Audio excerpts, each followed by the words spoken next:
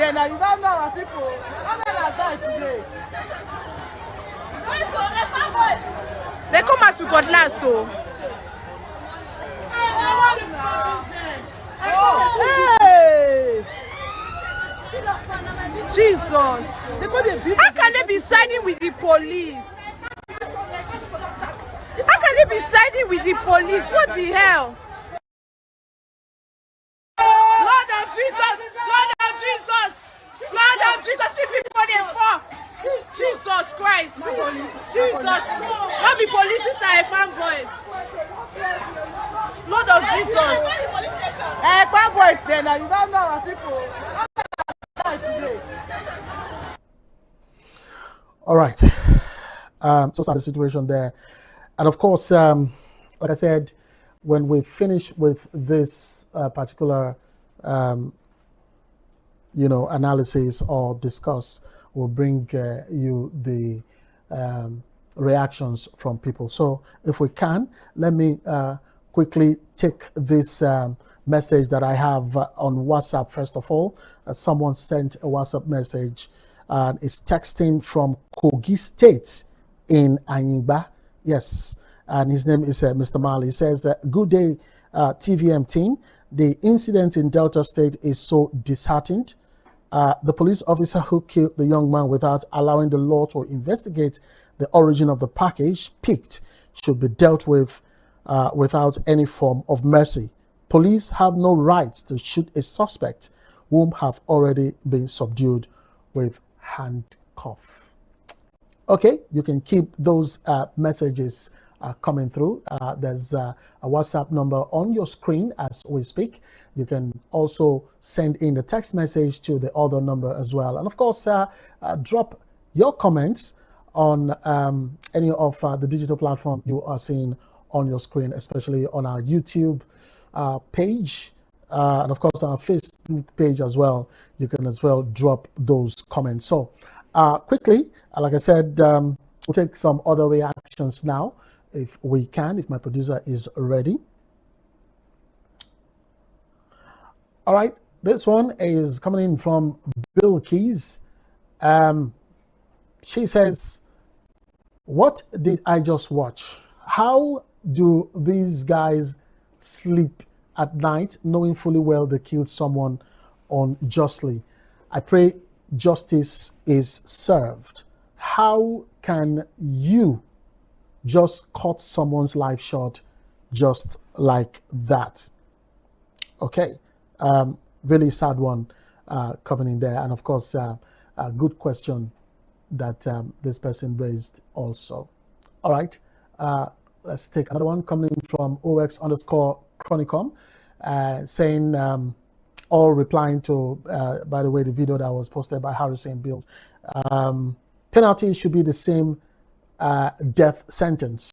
How can one be this cruel? Now, for those who have not watched the video, I know you'll be asking yourself, well, what are all these people saying? But for those of you who've watched the video, you could say that it was a very sad day, a very, very sad day. All right, let's go away from this. If we can. Yes, Morning D Star coming from Destiny Damisa.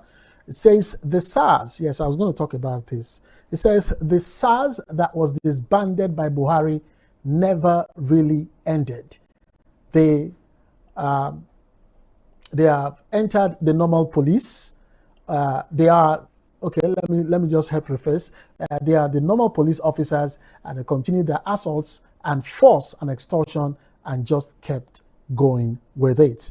Okay, so I was going to talk about this. I don't know how it escaped me. So the thing is this now an extension of SARS? Because we understood back then in 2020 that the fight for the end SARS was supposed to probably get rid of these officers in that SARS, or even if you want to get them into the police force proper and take them into other departments and all of that, there should have been a kind of reorientation, and of course for them to know how to handle criminalities in the society. But like the right the last person said now, could it just be a continuation of the SARS, or the end SARS, according to Destiny Damisa, that the SARS that was disbanded by Buhari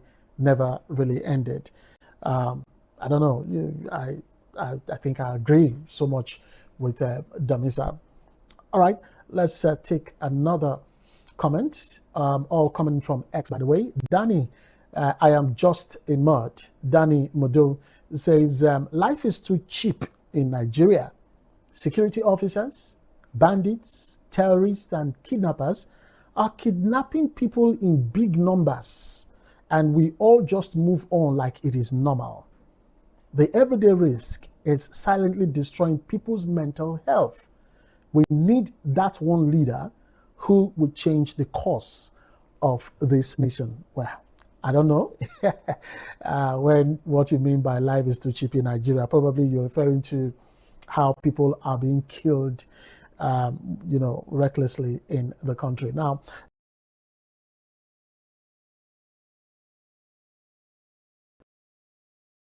looking at it from the insecurity in the northeastern part of Nigeria, and now in the other parts of Nigeria where we do not have these number of insurgencies operations, we are not saying that it is the state actors, one of the state actors, that are now having posing a threat to people in Nigeria.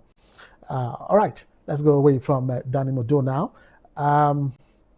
Let's see if we can take any other one. Stephen Ken Smith, says that's right. These men keep deflating the effort of the esteemed IGP. Killings such as this undermines the no to impunity agenda to the force, or of the force. It's also in a subtle way okays other killings going on in the country at the moment, on just wastage of lives. Now, I so much agree with Stephen on this particular one. I mean, we just not quite long ago we have a new IGP in Disu, and trying to kind of steady the ship, and of course make the Nigerian police force a force to be reckoned with. And now we're beginning to see all of this. Now, like he rightly opined there, this is a case of some bad eggs in the Nigerian police force, trying to put the Nigerian police force in a very uncompromising way. And of course, this is not really good. But one thing should be noted here, the fact is that the Nigerian police force has a lot of work to do, especially the IGP, the Inspector General of Police, Disu, has a lot of work to do, because so much is going on in the Nigerian police force. All right, if we still do have other comments, let's run them through before we go for a break. Also, Omote says this brutality against Nigerians needs to stop. Just see how hardened his face. Just see how hardened his face is. That's how wicked he is in his heart. This Usman and his gang needs to be investigated. That boy's death meant he knew something, and they had to silence him. Shame on the police force. Why are they shielding his gang? All right, now there's going by this story, or by this post. There's been a narrative making the round that which is normal, for anybody to start having that conversation, that they said Usman and his gang on parade that day knew something about that firearm that was being delivered to what destination. Now, the young man in question, the deceased, was giving clue as to who sent him the parcel, where the parcel, or who the parcel is to be delivered to. These are questions that, have now, left unanswered. Who was in charge of the delivery from the destination and to the destination that it was destined to go to. All right, we'll just take a pause. I know we have about a couple of other comments, but let's take a pause here and listen to what the Inspector General of Police had to say after he saw definitely the viral video and, of course, the reports that came to his table on this particular incident. Let's take a listen. Any ambiguity that ASP Nuru Usman acted in gross violation of Force Order 237, which governs the use of firearms in Nigerian police and established standard operating procedures of Nigerian police. No level of criminal suspicion against a citizen justifies extrajudicial killing. Our duty is to protect lives, not to extinguish it. The following recommendations have been made. Dismissal from service. The FPC and Oblirum Trial have all recommended immediate dismissal of ASP Nuru Usman and the other officers involved in this matter. Criminal prosecution. Upon dismissal, all officers will be handed over to the appropriate judicial authorities to face criminal charges for unlawful homicide. Police Service Commission ratification. In line with the constitutional requirements, I have formally forwarded these recommendations for dismissal to the Police Service Commission for final ratification.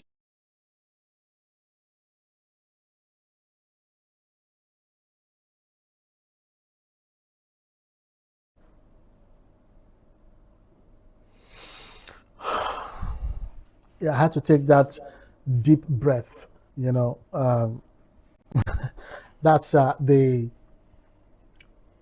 How old is Olatunji Diso on this seat as IGP that is being faced with, you know, this particular issue? Now, let's rewind back to 2020. One of the flashpoints or the volatile regions that actually brought about that protest or that movement actually started from somewhere in Delta State. Agbaru or Uhele, I can't remember now. But just to let you know that Delta State has always been in the picture when it comes to some major issues in this country.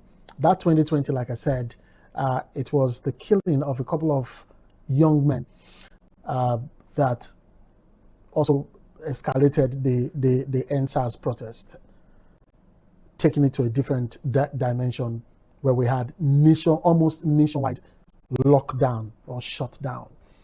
So the question I actually wanted to ask was, are we seeing, or is it that we're going to see a repeat of 2020 in 2026? This is just some months to the general elections in 2027, and we're beginning to see such kind of things. And it's not enough, because I mean, from what the IGP said, the officers, especially the Usman, dismissed from the police force, taken into they've been taken to the headquarters, force headquarters in Abuja for interrogation, investigation, and probable charges to court and all of that.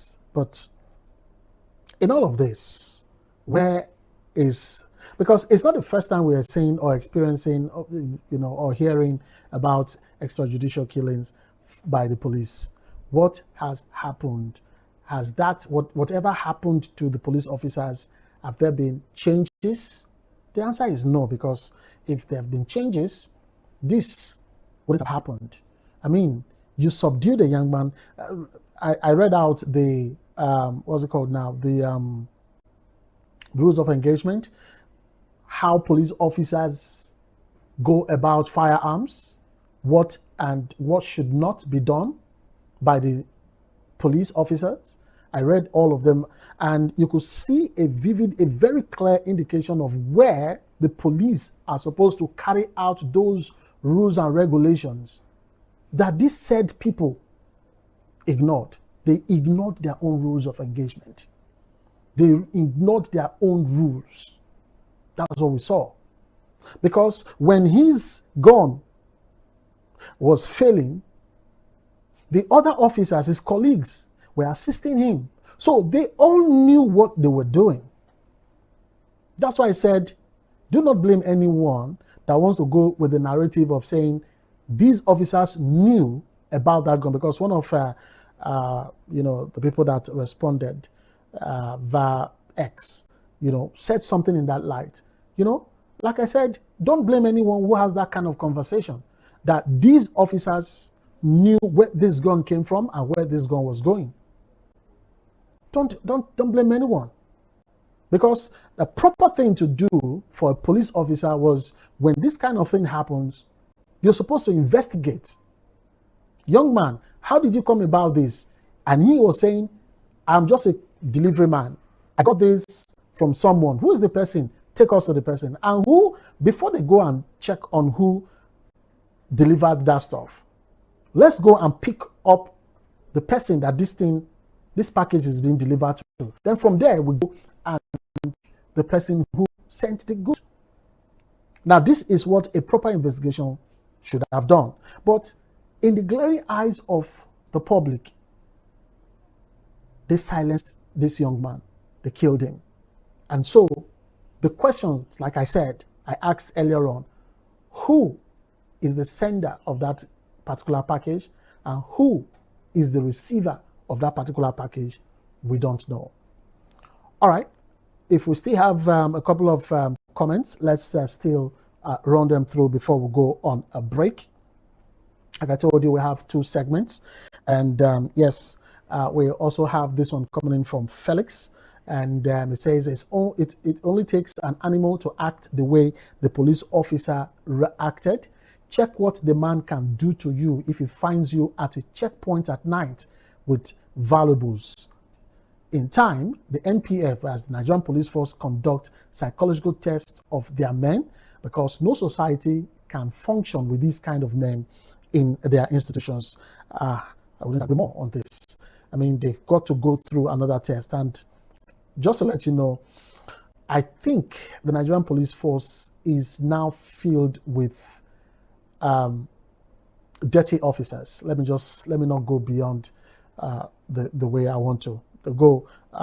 Dirty officers, filled with so much dirty officers, and probably these are officers who, in my own opinion, my perspective, I think these guys were not properly trained. All right, let's go to another slide if we can, if we have the okay. This is coming from George Tariq. It says, criminals are in charge of our space in many locations and no uproar yet. What an image to the whole, to the entire world. It will soon be a nightmare to be called a Nigerian around the world. God save his people. All right, let me just take one more before we go for a break. This one is coming from Mazi Ifanyi. It says, this team has extorted me 250K for Head Bridge Asaba. His face is clear and he's one of them. All right. I also have someone said, a lady said, this particular Usman, Nuhu Usman, demanded for sex. Upon refusal, he would take him to the police station and all of that and frame something on her. And she had to bail herself with about 250,000 naira, just like what this Mazi guy just talked about. Well, we'll continue to watch this space. Definitely, there will be reports and on this particular matter. We just hope that the families of the deceased would find justice in order for them to be at peace. I mean, I saw one of the clips where the Commissioner of Police and some other police officers went to visit the deceased mother. And it's so unfortunate because from the stories, the reports we had also, that this same woman, the mother of Mene, also lost one of her children, also through the police. So 2 of her sons were killed by the police. So unfortunate. All right, we'll take a break now. When we return, we will be looking at another milestone in our political space. Stay with us. Everyone, look, everybody's got an opinion, but not everybody gets heard. That's why we made Your Perspective with real people, real stories, my opinion, your opinion, with zero filter. We'll talk about the things that you argue with your friends, your family, your loved ones, but now on your TV. We'll make it funny, we'll make it messy, we'll make it loud, and we'll also make it sometimes controversial, but we'll always keep it 100 with you, our amazing viewers. Tune in and bring in your takes, send in your comments, send in your messages so you can be part of this amazing segment. Let's make some noise because Your Perspective is every Friday 12 p.m. and West African time. And if you're not watching, welcome to DERSAG Engineering and Services Limited. We hold several specialized permits with the Department of Petroleum Resources, are accredited with service and product codes by NIPEX, certified by Dun & Bradstreet, and proudly ISO 9001:2015 certified. Our areas of expertise cut across critical sectors, including manpower sourcing and supply, engineering services, construction and fabrication works, specialized procurement and supply, operations and maintenance services, and integrated marine services, delivering supply boats, crew boats, tugboats, barges, houseboats, and speed boats. At DERSAG Engineering, we are committed to quality, safety, and timely delivery, ensuring that every project meets and exceeds expectations. DERSAG Engineering and Services Limited, your trusted partner in delivering world-class engineering and energy solutions.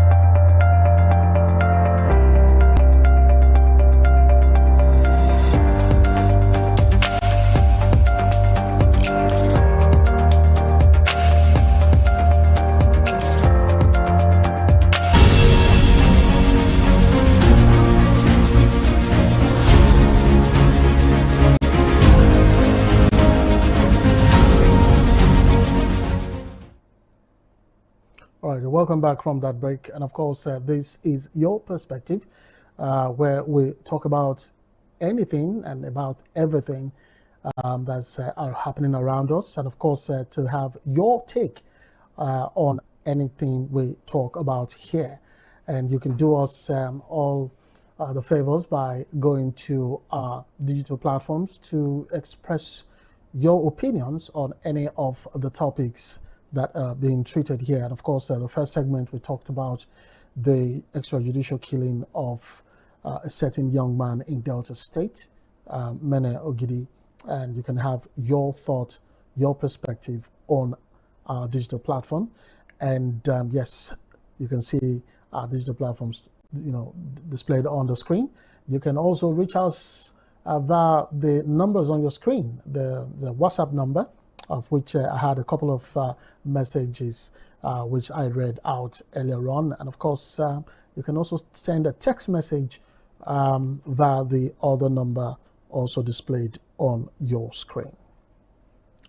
All right, let's go into our second talking point. Very few minutes that we have to round up the show, but we cannot go on without talking about what happened on just about the close of the month of April. Now, this has to do with the leadership tussle in the ADC, the African Democratic Congress, and of course the PDP, two political parties that will want to do all they can to unseat, legally by the way, unseat the President Bola Tinubu. Now, in a landmark series of judgment delivered just on Thursday, the 30th day of April 2026, the Supreme Court of Nigeria delivered decisive rulings in the leadership dispute rocking two opposing parties, like I said earlier on, the African Democratic Congress, ADC, and the People's Democratic Party, the PDP. Now, the Apex Court has vacated the status quo ante bellum order regarding the ADC, and of course nullified the 2025 PDP National Convention, creating significant shifts in the internal structures of both parties. Now, the judgment is a 5-member panel of the Supreme Court in a unanimous decision led by Justice Mohammed Garba set aside the Court of Appeals order for parties to maintain the status quo ante bellum. So the ruling says that the court ruled that the interim order was unnecessary and improperly granted, as the substantive issues had not been fully determined. The Apex Court has effectively restored the leadership structure headed by Senator David Mark as national chairman of the ADC and Ogbeni Ralph Aregbesola as the national secretary. So the matter is now remitted back to the Federal High Court for a full hearing and determination on its merits, removing the previous judicial barriers to the current leadership's operations. Now, we'll have a fuller discussion on this particular one, where we'll have a guest, most probably from the ADC, and of course a political analyst that would, dissect what this rule, this judgment is all about. But one thing is certain, in a 3-2 split decision delivered by Justice Stephen Ada, the Supreme Court held the Court of Appeals nullification. Now, this is for the PDP. The Supreme Court upheld the Court of Appeals nullification of the People's Democratic Party National Convention held in Ibadan, Oyo State, on the 15th and 16th day of November 2025. The court voided the convention that produced Kabiru Tanimu Turaki as the party's national chairman, citing the party's failure to conduct valid state congresses as required by law and internal party guidelines. So, with the convention nullified, the party's board of trustees, that's the BOT, has moved to assume national leadership to prevent a governance vacuum. The party is currently faced with the challenge of reconstituting its leadership following the invalidation of the actions taken by the former National Working Committee, including the appointment of an acting national chairman and the composition of a caretaker committee. So, for the ADC, the ruling provides immediate legal clarity and legitimizes the current leadership structure, showing or allowing for the consolidation of party activities ahead of future electoral cycles. For the PDP, on the other hand, the ruling necessitates an immediate internal restructuring. So the nullification of the Ibadan convention renders the subsequent actions, including the conduct of recent party conventions, legally precarious, forcing the Board of Trustees now to oversee interim management while the party navigates its leadership crisis. So, for the opposition and ruling party, what does this actually mean for the court ruling on the political parties? These rulings occur as political actors recalibrate ahead of the 2027 general elections. Now, for the opposition, the focus shifts to internal stabilization and compliance with judicial directives. Now, the rulings essentially remove the status quo hurdles that had stalled operations in the ADC and provide a definitive, albeit disruptive, legal conclusion to the contested PDP convention. So now, what we understand, and of course, like I said, in subsequent bulletin, and of course our programs that will be looking deeper into this, what we understand is it's, for now, from the ADC's angle, it is a win-win situation. But what's your perspective on this particular one? Now that the court has said, you know what, Mark and Adegboshola, go back to your position. Will this affect the proposed, because that's what all Nigerians are looking forward to. They want to see that alliance, the merging of different political parties to stand as an opposition in the general elections in 2027. Will this court ruling by the Supreme Court, will this ruling affect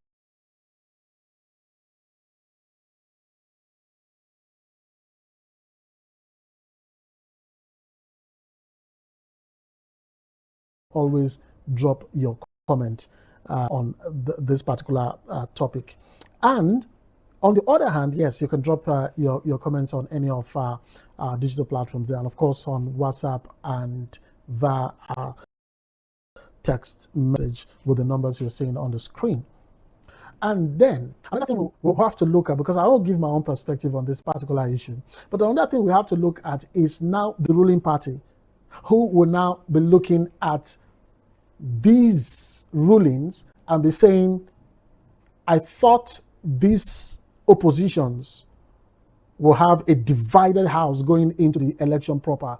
But now, with the court ruling, I think everybody will now have to be in the same page, no matter what it is. Everybody has to be on the same page to forge ahead and eliminate any form of backwardness going into the elections proper. So the ruling party is the APC will be doing a lot of internal, restructuring, workings, and what have you, to ensure that everything goes smoothly. Now, remember, just as it is that we are saying that in the PDP, in the ADC, there are some crises. In Labour Party, we've seen crises, brewing up and down. Just as it is that these opposing parties have these issues, so it is with the ruling APC. All right? So that is where we saw not too long ago, President Bola Tinubu had this closed-door meeting with the 32 governors, the APC governors in Abuja, in Aso Rock, where he gave them the mandate and responsibility to ensure that at the state level, they should be delivering what they stand for, which is delivering the APC mandate in their states. All right, so just to let you know that it is not yet Uhuru even for the APC. It's not going to be a walk in the park as people are looking at. Now, my own perspective on this particular matter, on this court ruling on the PDP and ADC, is a good development for democracy. At least it has given how will I put it now? It has given Nigerians the premise to now say, yes, we can trust to a certain level, we can trust the process in these opposing parties. All right. So for me, I think if they will have to succeed, they have to come together. I mean, all these political parties, like they are trying to do this forming of alliance, they have to come together. They have to agree on a consensus candidate that will, contest and challenge President Bola Tinubu. Okay, this the video clip I was referring to when the president, I think, where Bola Tinubu had a closed-door meeting, was it? Okay, this is where they had that closed-door meeting with the 30-something governors, 32 or so governors who are in the APC. So, like I said, the other political parties are not left, they are not alone when it comes to internal crisis. The APC also have, I mean, look at Fubara of Rivers State. So the bottom line of this whole thing is Now that we have this court ruling, my own perspective is this: now that we have this court ruling in place, the APC will have to really, really strategize very, very well to ensure that they have a landslide victory come January 2027.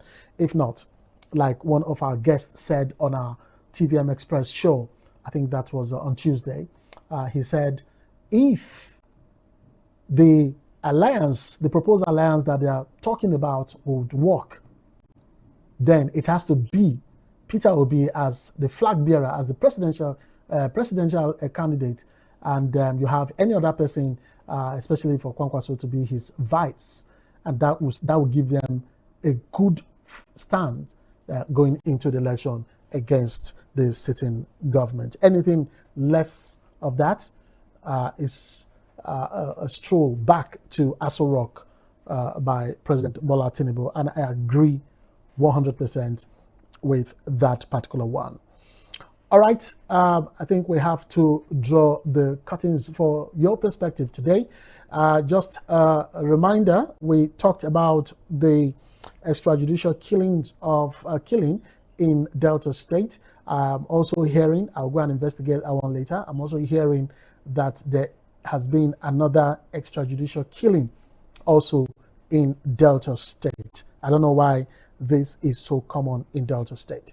Anyway, we've heard about that, and let's just hope that the Nigerian Police Force headquarters would do the necessary and, of course, bring justice to where it matters. And, of course, we touched on the political milestone for two political parties where the Supreme Court, the apex court in Nigeria, has ruled in the favor of some persons. And I think it is time for everyone to sheath their swords and move forward if they really want a better 2027 elections. All right, you can also participate in your perspective by getting in touch with us. Send in your comments via any of our social or digital platforms on Facebook, X, on Instagram, on YouTube, and of course on TikTok. We will get your messages and, of course, read them in our next edition before we start off. And, of course, you can send in your messages as well via the WhatsApp channel or through our text channel. All right. This is where we'll call it a wrap on today's Your Perspective. Always ensure to watch us on TVM. Of course, you can watch us. We are also accessible, by the way, via our TVM's app, which is accessible on Android, Google Play Store. You could also download that as well. We are there live, and of course, we live stream our programs right there on the app and also on our digital platforms. All right, I am Fred O'Neill. Thanks for watching. I'll see you again soon. God bless Nigeria.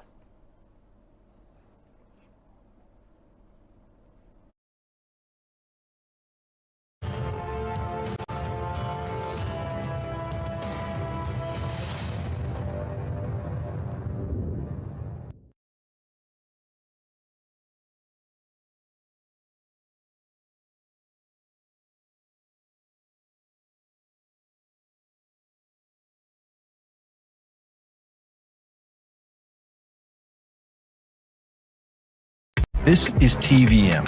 TVM delivers breaking stories, global headlines, and the moments that matter. From exciting sports action to exclusive local events, we keep you connected. Celebrate our culture, people, and voices with powerful documentaries and inspiring stories. Experience premium entertainment, from trending music to urban lifestyle and beyond. Grow your spirit with life-changing messages and uplifting perspectives. Lead the way with bold conversations, fresh ideas, and thought-provoking shows. Wherever you are, whenever you want, watch TVM on all your devices. TVM, your world, your network.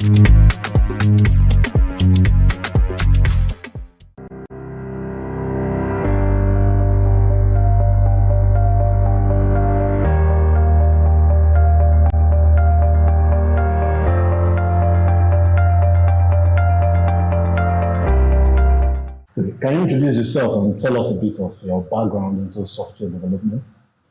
Okay. My name is Paul Okodowa, and I've been working in the software industry for, say, almost a decade now, 8 years to be precise.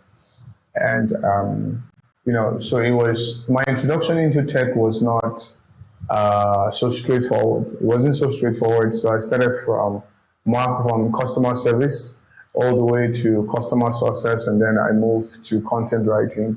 From content writing then to learning software engineering. So software engineering to content creation, like edtech, educational content creation. And that's where I am now. So it's not been a very, very, very straight journey. But I think my introduction into tech started when I started learning to build websites at the beginning, WordPress and the rest, trying to do. Okay, it was HTML. Okay, I think I'm getting it now. I was teaching in a school where I teach people how to design with CorelDRAW, Microsoft Word, those other stuff that we have those days. And there was this book in the office, and it has this how to build a website, very big book. It's from those O'Reilly. I think O'Reilly's How to Build Website. And I can remember that the first website there in that book was to build a website for a football team called Carnington Cougars. That's the name of the football team.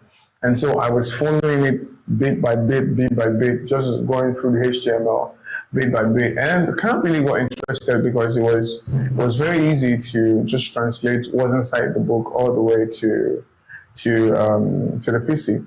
That was my first experience trying to build website, and then went all the way to Dreamweaver. Dreamweaver was a terrible software though. So I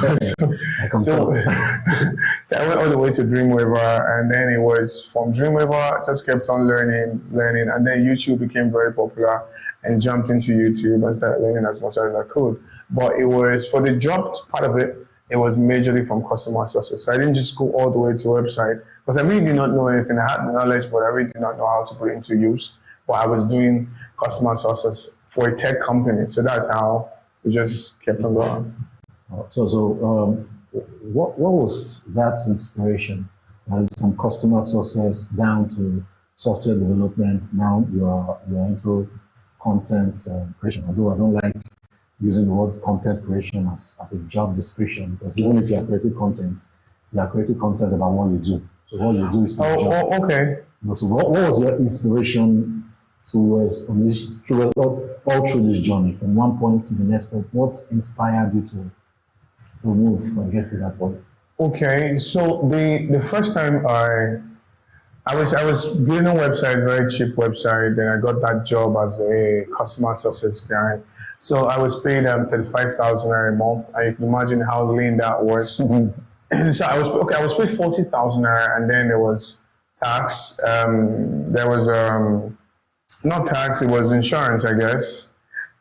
And I think it was 5,000 and then it was 9,000 actually. So I was paying 5,000, my company was paying 4,000, and my take home was 30,000.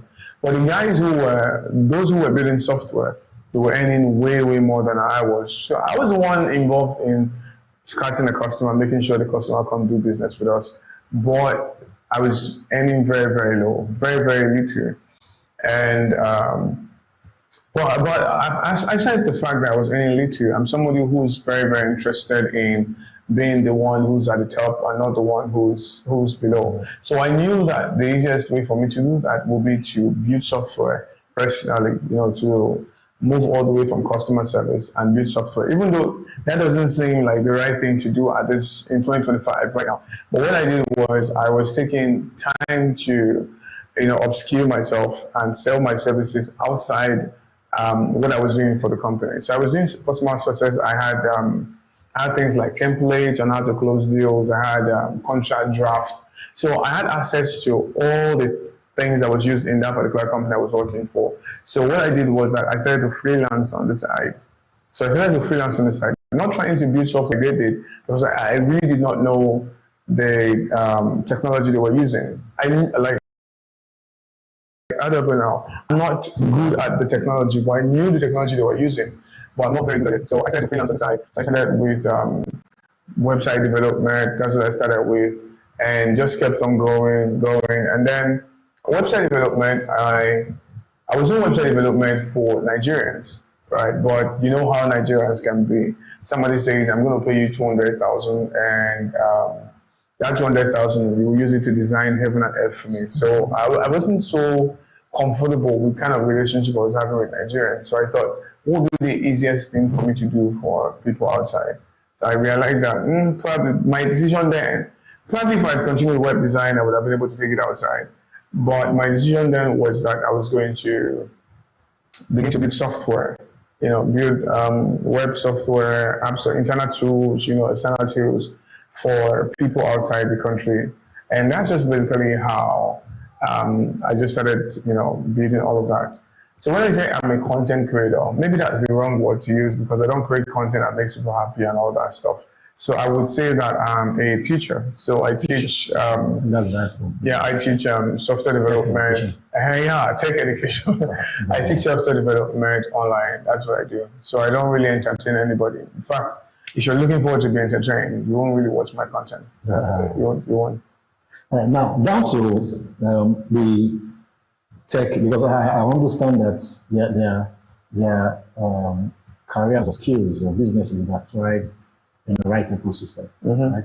So is there a developer hub in Benin, because you are based in Benin right now? Is there kind of a group, a developer hub where you guys kind of share ideas or what's the word, troubleshoot problems like in Benin? Okay. I think the good thing about being a developer is that you don't have to be in a local circle, right? It's a choice if you want to be in a local circle or if you don't want to be in a local circle. It's just a choice thing. Okay. It's not something that is very compulsory, right? Maybe like people who sell clothes, yams, and the rest, you don't have to. But in Benin City or Nigeria at large, they have various developer groups that you can belong to. There's a Google developer group. There is Untitled Designers. There's a whole lot of different groups that you can belong to. You just have to probably find them on LinkedIn or probably go to Eventbrite and sign up for one of their events, attend the events, and you definitely become a member or become a friend to the people who, become a friend to the persons who host those design conferences, right? But for outside, you can just really start from Google searching. So people are very, I think the tech community is one of those communities where people encourage you a lot, even though people can still discourage you a lot, because when you see people getting a lot of results and you're not getting that result, it's discouragement. But if you're just getting started, they can really encourage you. There are tons and tons of Slack groups that you can join. There are tons of online meetups that you can do. Some persons even do morning brew, like morning coffee sections, like every Monday, every weekend. So you just join them and you get acquainted with what's happening in your industry at that time. So you could actually join as many groups as possible. So aside these internal resources, because what you just described sounds to me like resources made available by people who are in development. Sure. Now, are there other, do you think that in the government, state government, federal government have made enough resource available for young developers? And then if they haven't, what do you think is missing in the whole development system in Nigeria, developer system in Nigeria, from the perspective of the government, not within your group now? Okay, I think personally that the ecosystem in Nigeria is not thriving yet. Privately, the ecosystem is thriving a bit, but the thing is everybody is doing things in silence, secretly in their rooms. I personally have been in my room for the past 3 years just working and not really coming out, right? But in terms of the government aspect of things, I would say a complete no. I would say no because there's a whole lot of things that is needed for a developer to thrive. If you don't have some very constant factor, you will not be able to thrive as a developer, irrespective of the part of the country that you are. For example, if you do not have light, you will not be able to thrive. Your productivity is directly proportional to how much light time you have. and how much network you have. You know, there's sometimes I'm working personally and network just goes off. Like I can't continue. Like probably I'm on a call and the next thing I just realized that my network just dropped to 0. I can't continue with the call and the person is saying, hello, hello, hello. You just have to wait for the call to end or wait for the network to come back, and then you go send an apology note. Hey, I'm sorry, it's the network. So you keep on saying that same thing multiple times, right? So I don't think that the government is providing a lot of resource for people who are working remotely or people who are in the digital space. You have to cover up so many things yourself. I did a boot camp. We had 4,000 persons in the boot camp. Lots of persons, while they were on the boot camp, lots of them had light fluctuations in different part of the country, not like the same part of the country, different part of the country. A lot of them had light fluctuations. You won't believe that their laptop got fried. Many of them. Some of them, their transformer just went off. Wow. Their laptop got fried. So you can literally see pictures of people who say, hey, my motherboard just went bad. Why? Because light just fluctuated. There are some persons who say, I started this boot camp to learn, but in the process of this boot camp, they came and they took my transformer away. As crazy as that is, they took my transformer away and now I can't really join the boot camp.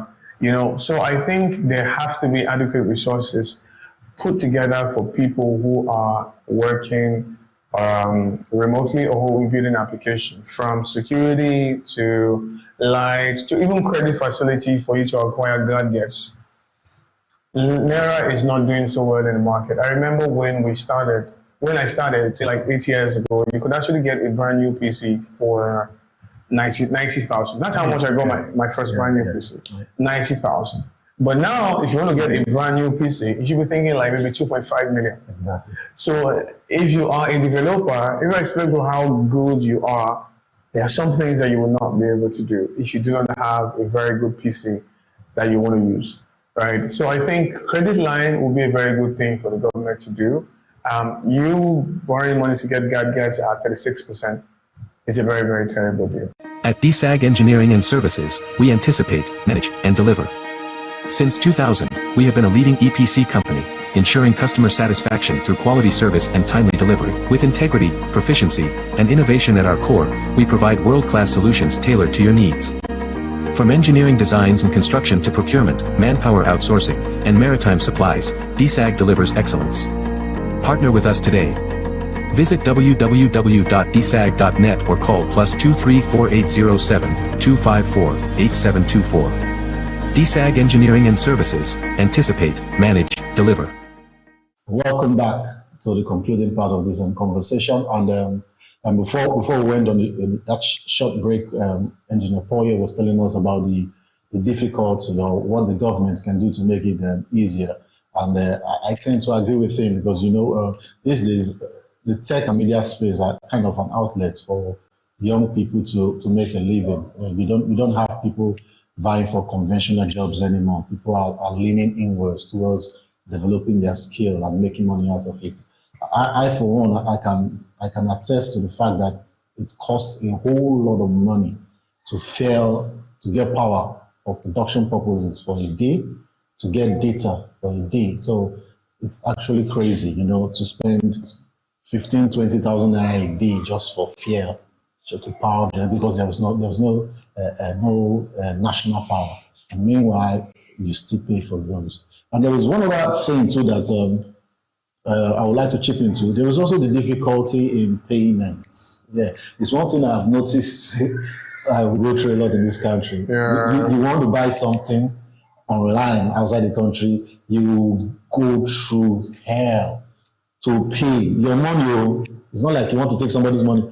Your own money that you have to pay for a product or pay for a software or pay for something or plugin or whatever it is, you go through hell to get it. I don't know what policy operates that, but man, it's not fair to young developers. It's not fair to young tech people. So thank you for being with us, Engineer Paul. Yeah, just want to chip in on that idea. Being able to collect payment as a person. So, you know, if you are a freelancer or you're a tech person who's based in Nigeria or maybe other third world country, especially in Nigeria, you will find it difficult to make payment and accept payment. You know, I think there are a lot of policies that's making sure that these so-called big guys are able to charge directly your Nigerian card, or as long as your IP address is from Nigeria, there's just so many services that you can't really access. You know, just thinking of, I was going to pay for Google Cloud services just a few days ago. I tried my local card, it didn't work. I tried my foreign card, it didn't work. Tried a French card, it didn't work. You know, it just doesn't work. This is something that if you live in the UK or you live in any other country, you're able to do this as easy as possible. But because you're in Nigeria, it's difficult. Even if you were building products in Nigeria and you're building for people who live in maybe in the UK or in the US, there is hardly any infrastructure that is based in Nigeria that you can use to charge that person. Right? You would have to rely on Amazon, or you have to rely on Stripe. You have to rely on other tools that when you charge that person, you are going to pay your tax to those other persons. I mean, recently I was taxed $33 simply because I was charging somebody penny. I mean, the amount of money I was going to charge this person is so low, and before I was able to complete that transaction, I was charged as much as $33 just to complete a very simple transaction like that. That's how hard it is for people to transfer money. So I think that's something that the government will have to look on. Else, Nigeria will not be able to compete in a global space. We'll just keep building fintech products, or we'll keep on building the same product for the same people over and over and over again, and which is very, very, very terrible. Aside from even aside from even expanding the fintech, the tech space, I don't like the fintech because it's like fintech is the only thing we do in Nigeria. We'll come to that. Absolutely. But aside from expanding the tech space, it's taxable income that the government could actually do some. We pay tax to foreign governments simply because every day you pay tax to foreign government every day simply because of freelance. Yes, everything you do as a freelancer, you're doing it majorly in foreign currency, especially if you're somebody, okay, let's say for example now, if you're working on Upwork, Upwork is a place where you go to bid for jobs. If you're working on Upwork, you first of all buy Upwork coins, they call it Comet. First of all, pay for that in dollars, right? And then when they give you, see how your Upwork money will go. When they give you product to work on an Upwork, I think they charge you about 30%. So that's minus 30%. Now you have your own 70%. Let's say the person is charging you $100. You're charging the person $100. Upwork take 30%, between the range of 20 to 30%, depending on how, I think 10 to 30%, depending on the price range of the project. And then that gives money to you, but they can't send money to you because you don't have the facility. Not just facility, there's government restriction as to how much money you can collect, you can receive from Upwork. You can't, Upwork cannot send it to you. So what you do is that you would have to open an account in America, but you do it through a private company, right? Those guys, they will then charge you a particular percent for receiving that money from you first. And then, let's say, for example, that the standard rate of Naira is about 1,600 Naira, as at this point, I guess. And then they too, that same company will sell Naira for you like 1,550 something Naira. So for every $1 that they give you, they collect from you, charge you 45 Naira extra after charging the percentage to collect the money from you. So you see, if you're charged, if it's 100 Naira, it's $100 that they are collecting, they are processing for you to your local bank account in Naira. They will charge you 45 Naira times 100, depending on the rate. Sometimes it can be as much as 100 Naira. Wow. Right, so that means you pay 4,500 Naira just to take that money from that virtual account to your Naira account. So you can see how much you lose. 30% to Upwork, you come down, you lose about 2 to 5%. To maybe GigPay or any of these other two, and then they want to transfer it to your account, you lose about 45 Naira per person. So you see how much you're losing. If we had the infrastructure, right, it would have been very easy for government to handle that. Other countries are doing it. India handle their payment themselves. China does it. South Africa does it. Other countries are doing it. So I think the blockage in finance, so to say, we have the infrastructure because we were doing this before. Yeah. We had the infrastructure, but I don't know what happened. I'm not a financial expert, but I think the government just came one day and said, hey, stop it.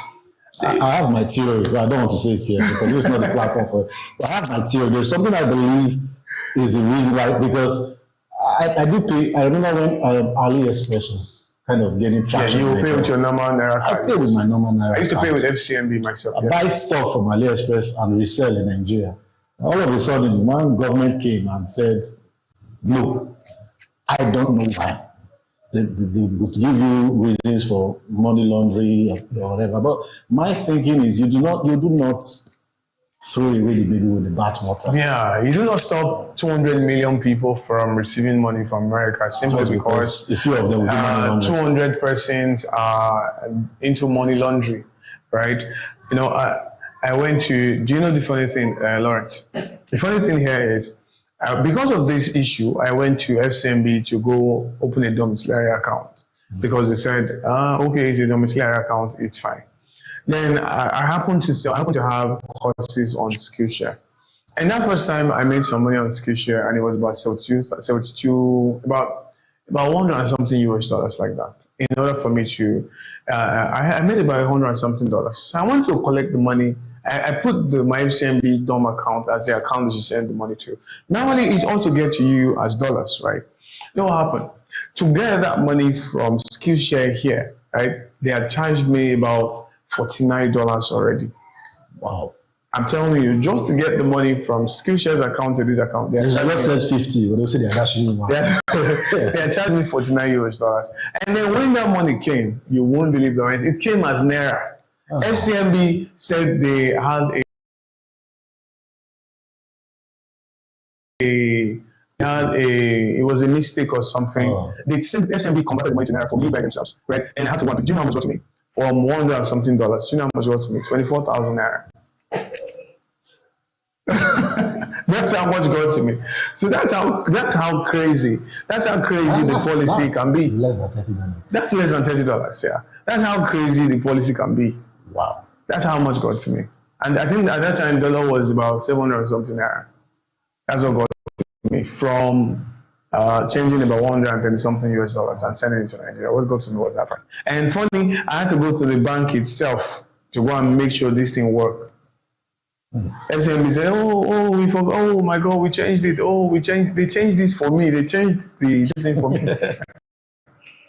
Well, we have to move on. We have to move on. We are not policy makers. We can only just ask. Absolutely. Now, there's something I've noticed in the Nigerian tech space. We have great developers, good developers who can make some fantastic, for instance, look at our fintech.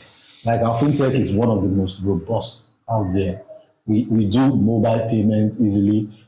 There are a lot of banks in Nigeria that do not have offices that people even know. But absolutely, 60 to 70% of Nigeria's bank with them.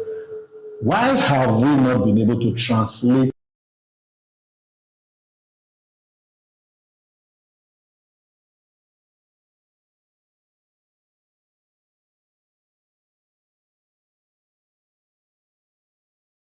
Okay, so I think a lot of persons are doing this already, but you will normally find these persons in Port Harcourt. So if you're watching us and you want to go into spaces that are other than the fintech space, Port Harcourt is a place that you should be, not Lagos or Abuja or any of those places. So you would normally find most of these guys in Port Harcourt. So I used to have a work colleague. He formed, he's the owner of CEO, I think, of Pipes. Pipes is a very cool tool for DevOps. You know, I know a couple of persons in Port Harcourt who are doing this, but I think the Lagos boys and the around Nigeria boys, they have to be doing a fintech for something, fintech for anything. So the fintech space has become so competitive that your success is directly proportional to how much money you're willing to waste. So if you have a fintech app, Uber for Suya or a Suya app, Abeg, any of these apps like that, your app will become very successful if you have a lot of marketing budget, or you can bring the price very low. So let's say, for example, the standard CBN rate is 10% per transaction, and you personally, you are charging 5 naira per transaction. So you're the one covering the 5 naira for CBN, right? So let's say you have, if you're, as long as you're willing to cover that 5 naira, as low as 5 naira, or probably, this 50 naira fee that people pay whenever they transfer above 10,000 naira. If you say, okay, I have 300 million, maybe $10 million in the bank account, I can cover that 50 naira for like maybe 100 million transactions. People will leave you complex services like MoneyPoint, OPay, and jump all the way to you, right? So it's a very volatile market. People get into fintech to lose money, not to make money, right? So anyway, that's a talk for another day. But for reasons why people don't do business to business, because there's really no business. Yeah, you can really quote me anywhere. There's really no business to do business to business software for in Nigeria. Majority of the people that we sell to in Nigeria, they are customers. So it's business to customer. So you almost can't do business to business in Nigeria. You fail. You will not really succeed because there's so many things. There is not enough business in Nigeria for you to have a business software for a particular kind of people. Because when you're building business to business software, niche to a particular set of people. Say, for example, we say you are building, today I was reading about a guy who built a software for people who are, who own pet farms, private pet farms in the US. I think it should be pet farms in the US. So that's a business to business something. People who want to manage their pet farms, they will pay for it. So then if you bring it back to Nigeria, let's say, for example, you want to build a software that people can use to manage bakery. So the question now is, how many bakery do you have in Nigeria, right? And how many bakeries will be willing to use a tech product like that, and for free? And how many persons will be willing to pay for that product in order for you to optimize their business? So when you have few business in Nigeria, like the number of business in Nigeria is few, but the business that we have in Nigeria are people who just hand to hand, let's just do the things that we can. I'm selling Suya, I'm selling zinc. But if you say core SMEs, we really don't have SMEs that you can really bid for. I will always say that Nigeria is the opposite of South Africa. South Africa has so many B2B products that people are saying, oh, how can we build B2C products? Nigeria has too many B2C products. Everyone is saying, we are all the business. So we don't have the market for any B2B product. And another thing is, this is the one that would break the camel's back. Nigerians don't like paying for anything, especially if it's a made in Nigerian product. Nigerians don't like paying for. If there's no white man inside, if you want to sell to a lot of Nigerians, you have to use a white guy as your advert guy. Yeah. If there's no white guy inside, if you're not saying like this product is made from China, this product is made from UK, one UK address, one American address, and lots of Nigerians don't really think that it is very, very cool, right? And Nigerians hate paying for something. Somebody made a post recently on Twitter, and the person said that Instagram, they're charging about 2,400 naira a year for premium. I think they were doing it on promo or something. Do you know what Nigerians said, Lawrence? They said, don't worry, don't pay. Don't pay. I have a cheat that will enable you to have it for 2,400. This is less than that's like 2,000 a month. That's like 200 naira a month. 200 naira a month. Yeah, that's 200 naira. Yes, and that's $1.50 or something a year. And the Nigerian person came around and said, telling people not to pay, that he has a cheat code.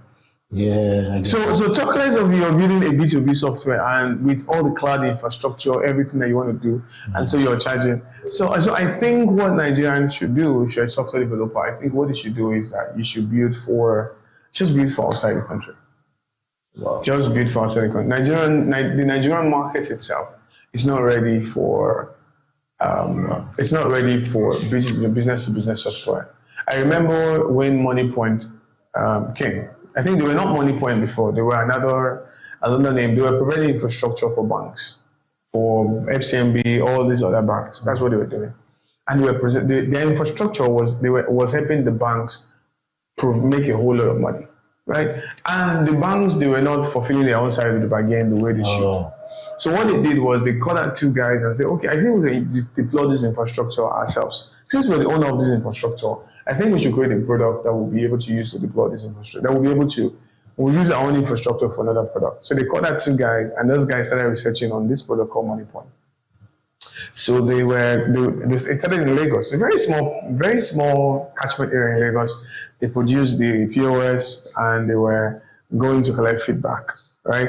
And the feedback they noticed was that payout was a thing. Like payout, the other banks will wait, they will pay you the next day. So MoneyPoint now came out with a solution that we're going to settle you that same evening. At the end of business day, we will settle you. So once Nigerians heard that these people, they settle you same business day, everybody bought it. So though they were still giving bank infrastructure, but MoneyPoint began to grew so big that they were processing as much as 2 billion. They are now processing way more than back on a daily basis. That bank is not. I see that bank in my perspective as the biggest bank in Nigeria right now. Almost every business is using MoneyPoint now. So they started producing so much money, they left their infrastructure business. And MoneyPoint is now the business now. No more infrastructure business. I'm not sure they still provide infrastructure for any banks now. They left all of those stuff and now it's MoneyPoint. So majority of businesses that are in Nigeria now, if you own a software business, it's not advisable to build a software business in Nigeria. Instead, build a software business that you personally can use to work directly with the customers.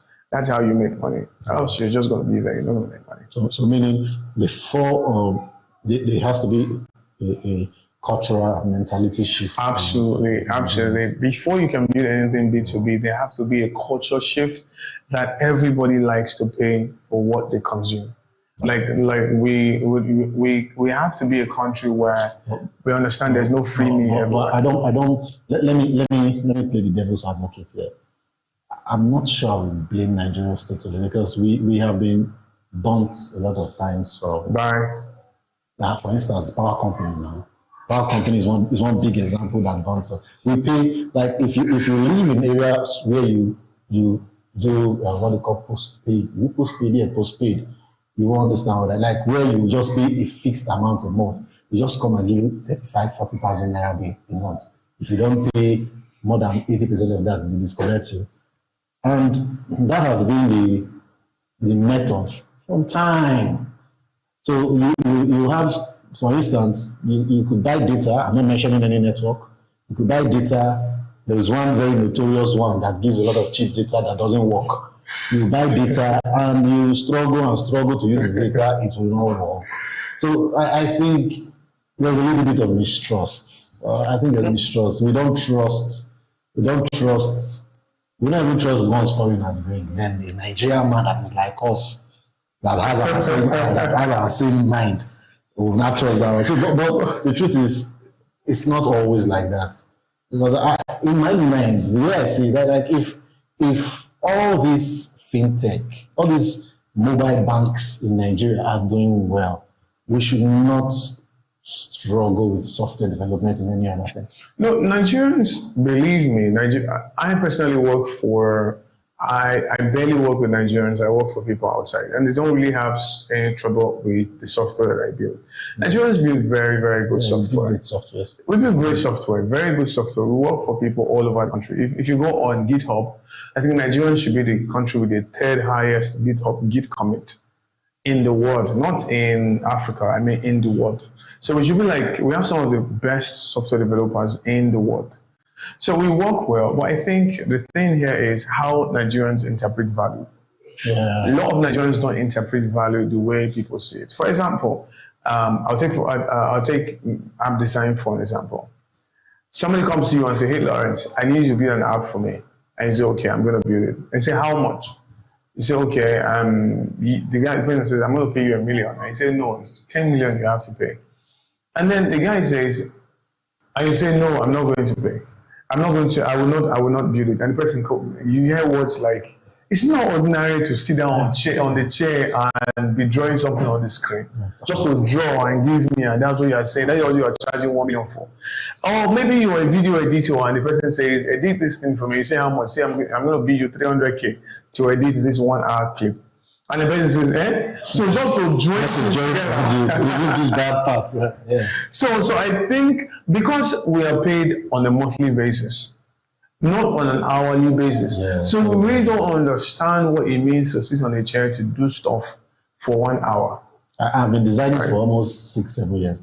I've never designed for Nigeria. Except the ones I just do for my friends and just give them for free. But to design for Nigeria and I get paid. In fact, I don't even have graphic design to my portfolio because when I came to, the first time I moved to Benin City, I went to print some designs I did on one of these print press like that. And I met somebody there who was talking with their in-house designer. And he finished doing very beautiful design. And he gave this man 1,000 naira. And the guy said, thank you, sir. And I met the guy like, why? How much do they pay for design? Because I design very well too. Say 1,000 or 2,000 naira. I'm like, oh really? Yes. I removed the title graphic design, but I just wiped it off. You won't be giving me 2,000 naira for my hard work. You see the way kind of thing is that I wiped it off. And I mostly designed for foreigners.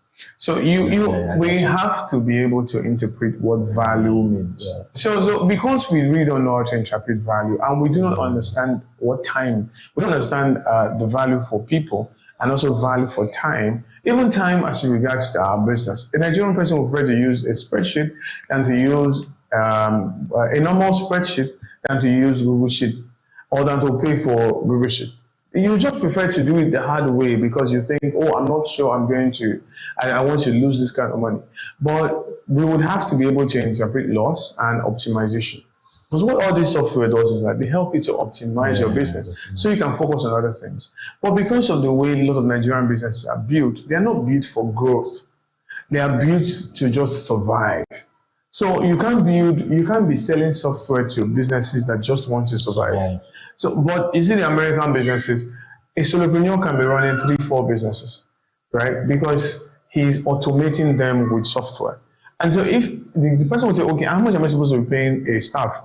If I'm paying a staff in America $15 per hour, and I'm paying this person 5 hours a day to do business, to do something for me, and that means this person is going to work 31 days in a month or 30 days a month, is it not better for me to just buy a software, pay $100 a month, that will automate everything that this other person would do?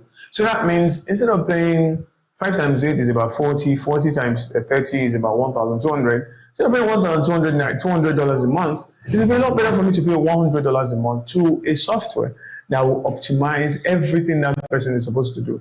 I will just sit down on my chair, take 1 hour, or pay a developer 1 hour who will set up these things for me, and for the rest of the month, it just runs.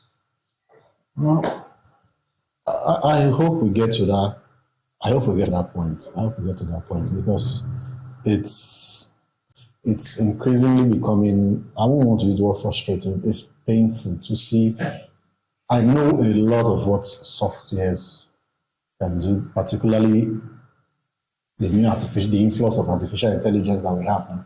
A lot of my productions now I do with artificial intelligence. I pay for them, and it's made my job easier. I do not have to get a whole lot of people to work for me anymore. It kind of makes things easier, even in terms of even things as mundane as when you're developing a plan, developing a structure. Yeah. So all those things come in handy. I think as Nigerians, we should start doing better to understand value, appreciate value, and at least pay the right price for value. I think we have covered everything that we have to cover on the time for this episode will take us. I would have loved to ask Engineer Paul if he has advice for any upcoming developer, but if you ask me, there are strong nuggets all through our conversation for upcoming developers. If you are developing right now in Nigeria, he said, try and look for clients outside the country. Absolutely. Just try and look for, so you survive, because it's not cheap. Absolutely. It is not cheap to run. To run your business. Yeah, it's not cheap to run your business. So you try and look for client outside the country, then if you are a policymaker in this government, let's be fair to Nigerian youths. They are the future of this country. If you want to know, if you want to be honest with yourself and you want to know how Nigeria will be when you leave, try to extrapolate 20 to 30 years time. The only type of people in Nigeria are people like you who all they know is politics. How would Nigeria be?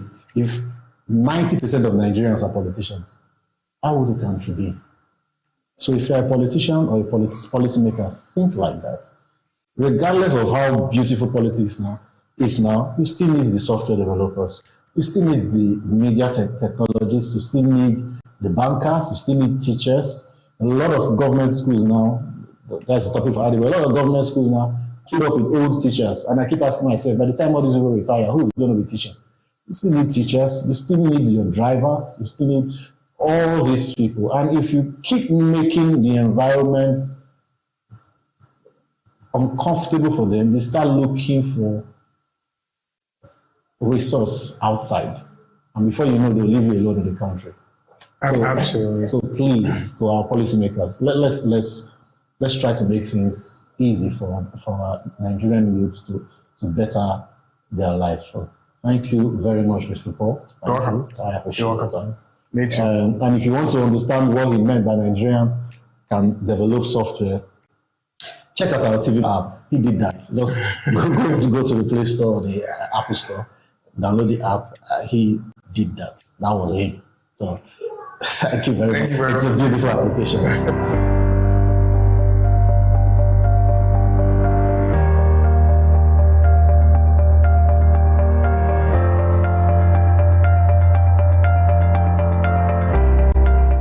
This is TVM.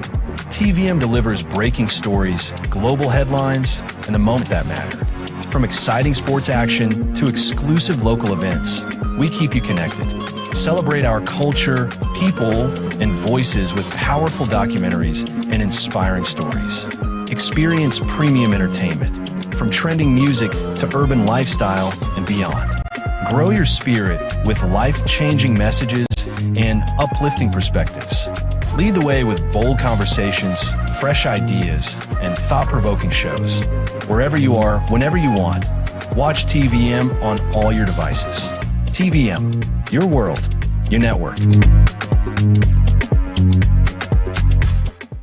I think the majority of the people that know you right now, they know you from the Big Brother Nigeria, popularly known as Anto Lekki. Yeah, things I try to explain to creatives that there's no straight path to this journey that we're on. Things can just happen overnight by mistake. You just never really know. Some people know they have a vision, they have a skills, they have talent, but they don't know how to walk away from the era of that. So how are you able to? I always say it's mindsets. Yeah, I mean, don't get me wrong, life gets extremely difficult. I think you just really have to be confident in yourself. No one's going to be more confident in you than you. Creators, we all have a million dreams, right? But pick one or two. Have them all. I'm not saying don't do all of them, but have the one that you know, this guy's bad. They know you're bad. Yeah, be good at your craft first. The winning mentality is knowing that every outtake or every time you go out to perform whatever it is that your craft is, see it as a win. What's the simple advice you have for young creative who are still struggling with fear and comparison? Fear is natural.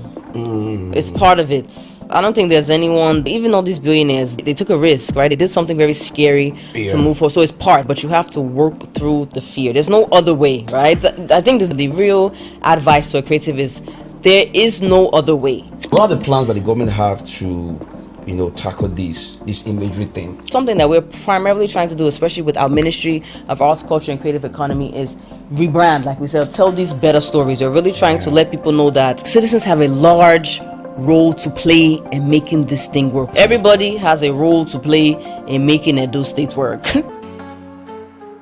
This spark inside, waiting to be found. A voice of wisdom, a world so profound. Through every question, every story we share, we light the fire that was always there. Step into the moment, let your spirit rise. Open up your heart, open up your mind. Rewire, let your soul ignite. Turn the darkness into light.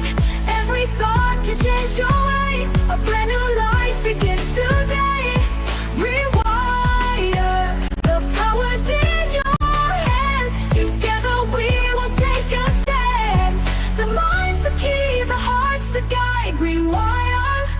let your spirit fly. Okay, people, welcome to Rewire, and I'm your host, Sam Speaks. It's another opportunity, another time to get minds transformed, while we look into some conversations that we believe can uplift your life and take you to wherever you want to be. Starting with the conversations, I got a story. I think years back, when I started my creative journey as an artist, recording artist, I wrote a couple of songs and I went straight to the studio and I recorded. You know that kind of feeling you have, when you record your songs and you can hear it over your ears, like, whoa, this is my song. I was happy. And then I hit the TV stations. I did some promo, did some videos, and I was expecting, like, okay, this is going to be the break, like I'm going to get a record deal. And I was waiting, I still didn't get it. I was like, what's happening? And I know a lot of artists, you can resonate with what I'm saying. You've been there. You've had a time that you think you're going to just hit the spotlight. You never reach the spotlight. Now, over the years, I discovered something. Creativity is not just about me. It's about me creating a platform for people to express themselves. And when I found that, it actually clicked up with something like purpose in me. And I felt like, that's when Rewire came up in my head. And that's how we started Rewire. And standing beside me was someone who, at the first time I saw her, I knew I saw a talent. Isn't it promising? Yeah, thank you so much for believing in me. And that is why today's episode is very special. True. Because we are bringing in somebody who knows about these things. She understands what it feels like to be in the spotlight, and that feeling of, okay, now I'm here. How do I maneuver? Where do I go from here? Yeah. She hails all the way from Edo State. She's not just beautiful. She's an entrepreneur. She's an educator. Can't wait. She's a media personality, very intelligent. Can't wait again. A smart lady. Currently, she's an event and television host, actor, public speaker, influencer. If I'm to read all of our things that she's been able to achieve, we are not going to leave here. That's true. Previously, she served as the program manager for the Kunle Afolayan Productions Film and Television Academy before becoming the arts and special project lead for Elect Her. She is the founder of the Live Wire Project, a non-governmental organization dedicated to driving positive social impact by amplifying voices and fostering sustainable solutions to critical issues in Nigeria and in Africa. Clap. Can I just go ahead? We're not done, please. We're just getting started. I'm sorry. We are just getting started. This episode is going to be packed. Okay, I'm waiting. She also served as the Special Assistant Digital and New Media to the Honorable Minister of Steel Development, Prince Shuab Abubakar Audu. That's big. Let me tell you what she's on to currently. She is the SSA to the Governor of Edo State on tourism and the creative economy. Impressive. A lot of us knew her from the Big Brother Nigeria.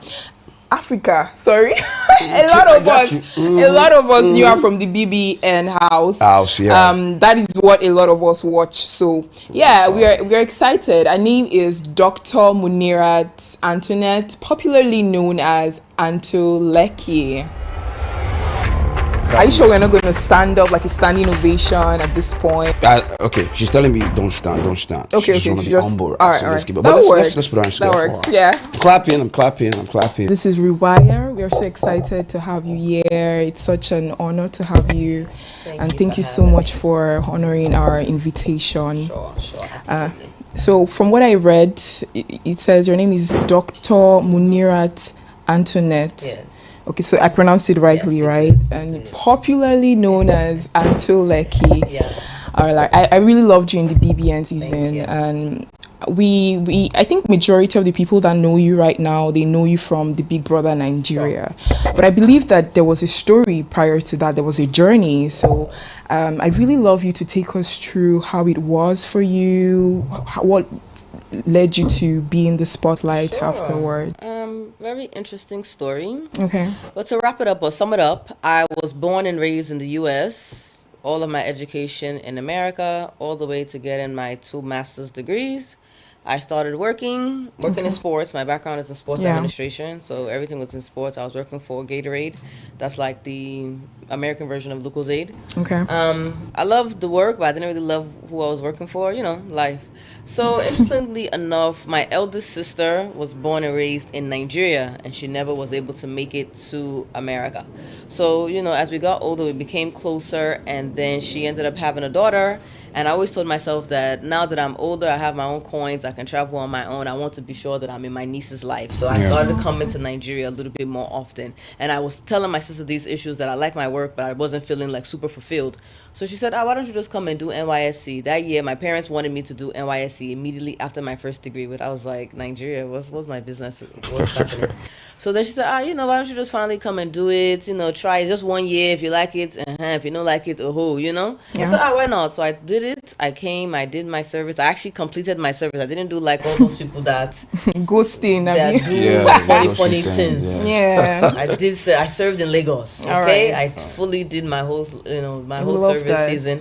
And it was a crazy experience. We will have to do a whole nother podcast episode for my NYSC year. Wearing khaki, you're going to do CDS, you're jumping here. It just was not really like living and working in Nigeria. It wasn't like my best, my best. So something kept telling me, something, you didn't finish Nigeria, something is missing there. So lo and behold, I was still following up on like popular blogs like Bella Naija, Linda Ikeji. I was still keeping up with what was happening in Nigeria. Then I saw that there was a private basketball company that was launching. I said, that's the thing that was missing. I knew I needed to come back to Nigeria and continue working in sports. So, I did some hustling. I found the CEO of that company, and lo and behold, I came back. I started my service in 2014 to 2015. I left and I came back in 2016, and here we are. Wow. I've been here ever since. So I was working in sports. It was really interesting, a whole nother situation. I was a young lady working with a lot of older men. My first time really like working in Nigeria properly, managing staff, dealing with, sponsors, just trying to handle a new company that was just launching in Nigeria. And it was really interesting.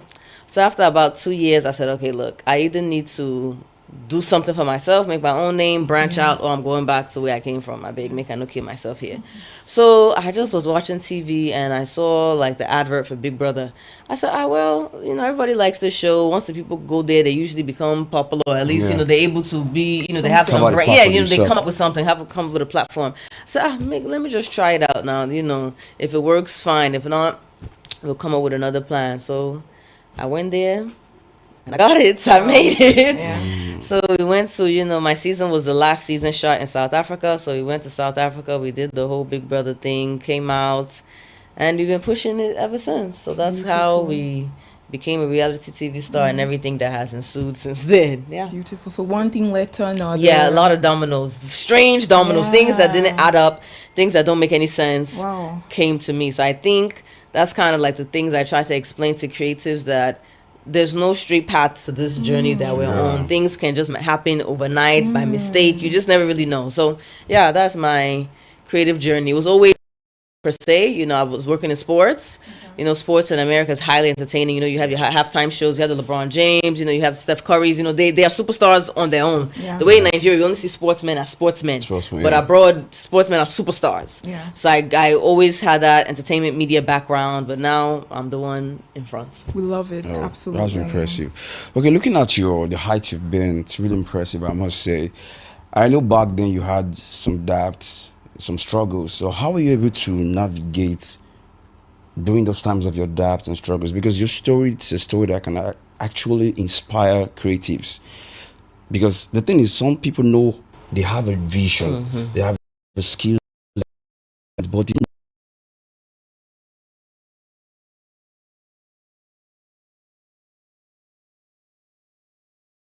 mindsets.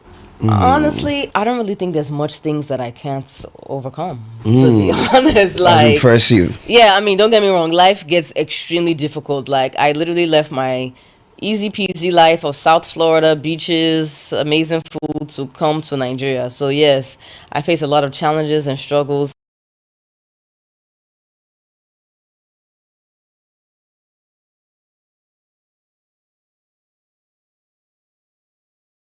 and overcome almost everything. Yes, there'll be Yeah. some hard days. You fall down, you sleep, for 2-3 days. It happens.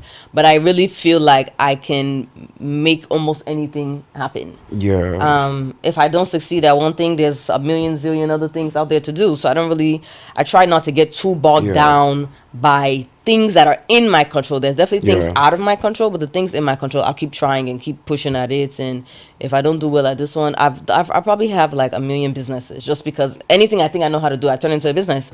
So yeah, it's the mindset. I think you just really have to be confident in yourself. No one's going to be more confident in you than you. So I truly just believe I can be a Jill of all trades. I'll try my luck at everything. Yes, sometimes I won't do well, and then I keep it moving. I don't really try. I try not to let things bog me down. And that is the definition of a creative. Because creativity, you have to convince someone of your own talent. It's not like That's powerful. it's not like engineering where there's a formula. Yeah.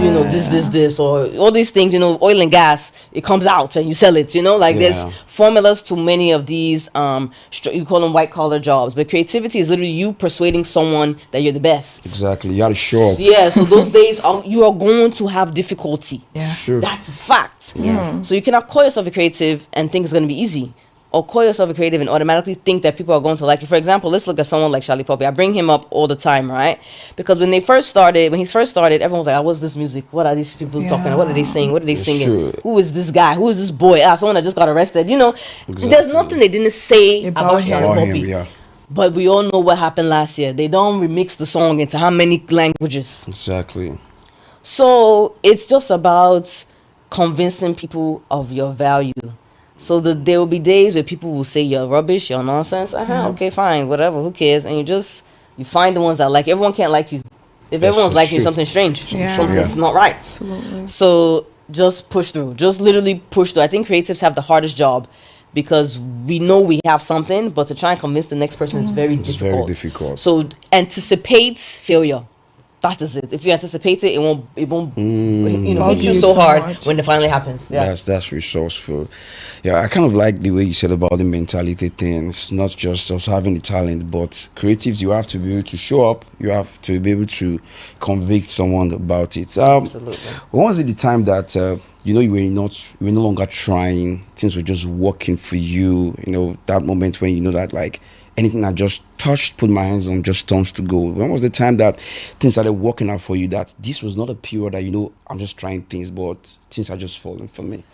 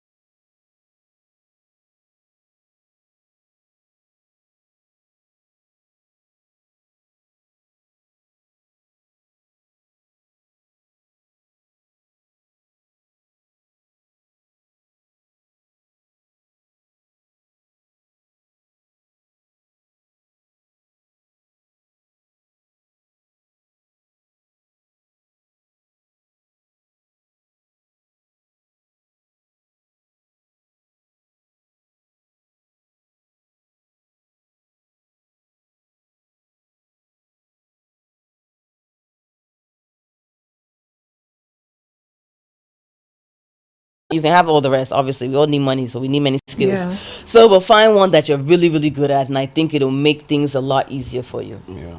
Wow, that's really eye-opening for creatives. So you have to find the part that you know you're really good in. Yeah, Oh, that's I really impressive. love everything you said about, life sometimes is just like, it's a mirage. Like, when I get this job, when I go to this school, when I meet this person, I'm going to feel like, this is the life Yes, I've I've made dreamt it. about. But Mhm. I really love how you said it, that when you get there, you might realize that I want more, or this is not it again. So now, what does it really mean to have a winning mentality in the creative business? Sure. I try and tell creatives all the time, don't think of money first. And that's where we mess up, right? That's powerful. Everybody is hungry. We're looking for money. We want to buy Balenciaga. We want to buy GLK. And we end up not being even good at the craft. You have to be good at your craft. That is paramount. There's nothing else but your work. Your work is you. That's who you are. Yeah. That is what is going to carry you throughout your career. When you die, after they say, he was a good father, brother, son, skinny con, they say he was a this. Yeah. So you have to be good at whatever that this is before they start talking about you in your dead, when you're gone. So be good at your craft first. The winning mentality is knowing that you may not make 100,000 naira on the first show, or your first audience may only be 3 people, but as long as 3 people were there, you've won, because it could have been 0. Even if it was 0, you had an opportunity to practice, right? So every outtake, or every time you go out to perform whatever it is that your craft is, see it as a win. Because there's someone out there that wishes they were in your shoes. Someone out there wishes they had a microphone to sing to, or had a pencil to draw with. Every single output of your product is a win. It's hard to think that, because we all want money, or we want to be, everybody wants to be famous, everyone wants to have millions of followers on Instagram. All those things come with headache. So be good at your work. That is the win. Be good at it. People feel like, if I don't have a lot of followers, or people don't know me, there's some people out there that nobody know them, but they're balling. Big time. Yeah, that's true. That's Big true. time. Yeah. One day we're going to talk They're about balling just because the people that need to know them know them. Yeah. Sometimes we want idiots to know us. That's why. What are they doing for you? Absolutely nothing. Yeah. So as a creative, ensure that your target audience knows you. That's all you need.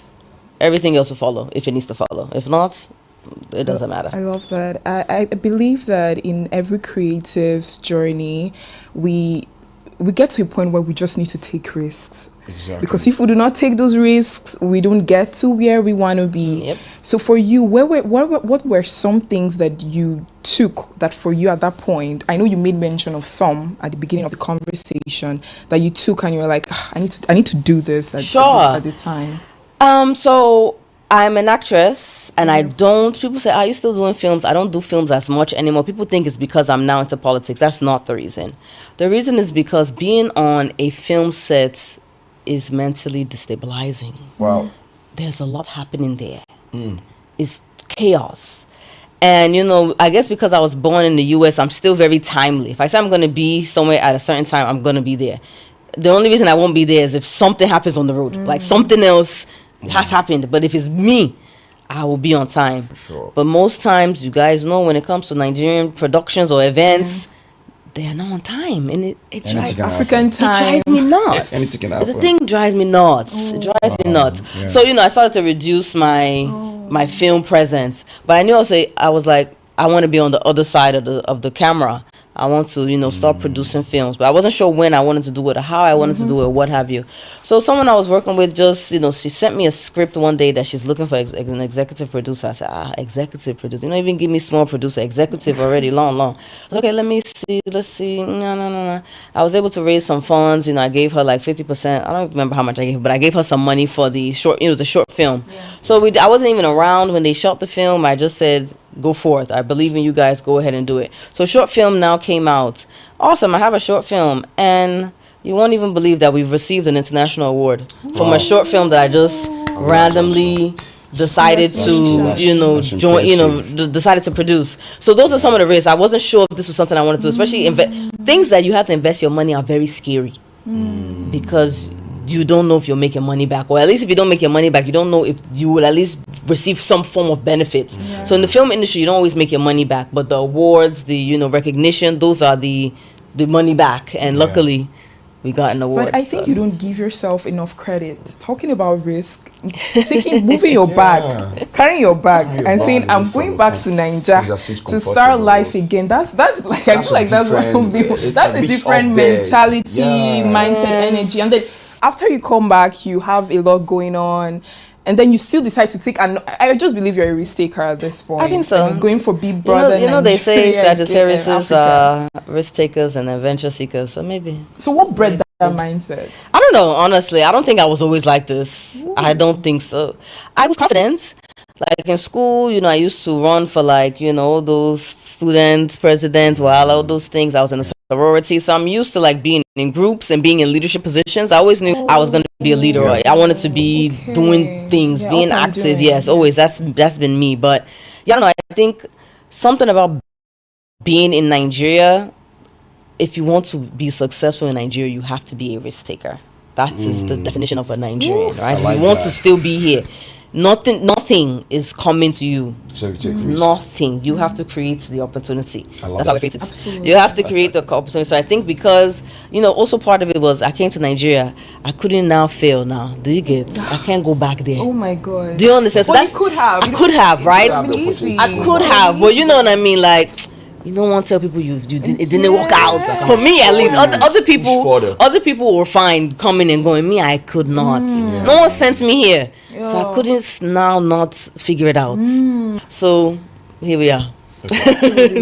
When it comes to destiny alignment, listening to your story, I kind of feel like there is something connected you to Nigeria, apart from you being citizen of Nigeria. But I felt like something brought you back to Nigeria. I agree. I feel it's this divine. I agree. I certainly. I don't know what it is, and I wanted to leave me alone small, but here we are. But yes, I do agree that, or I feel that there's something, the spirits, or there's something. I don't know, but something. I feel it sometimes. I feel like something is drawing me to Nigeria.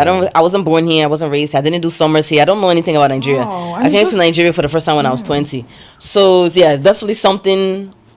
There's something here. Yes. I don't know if it's for good or for bad, but no, I think it's for good. I think it's for good. People is for good. No, you've had your rough times, but look at, you've done pretty much well for yourself.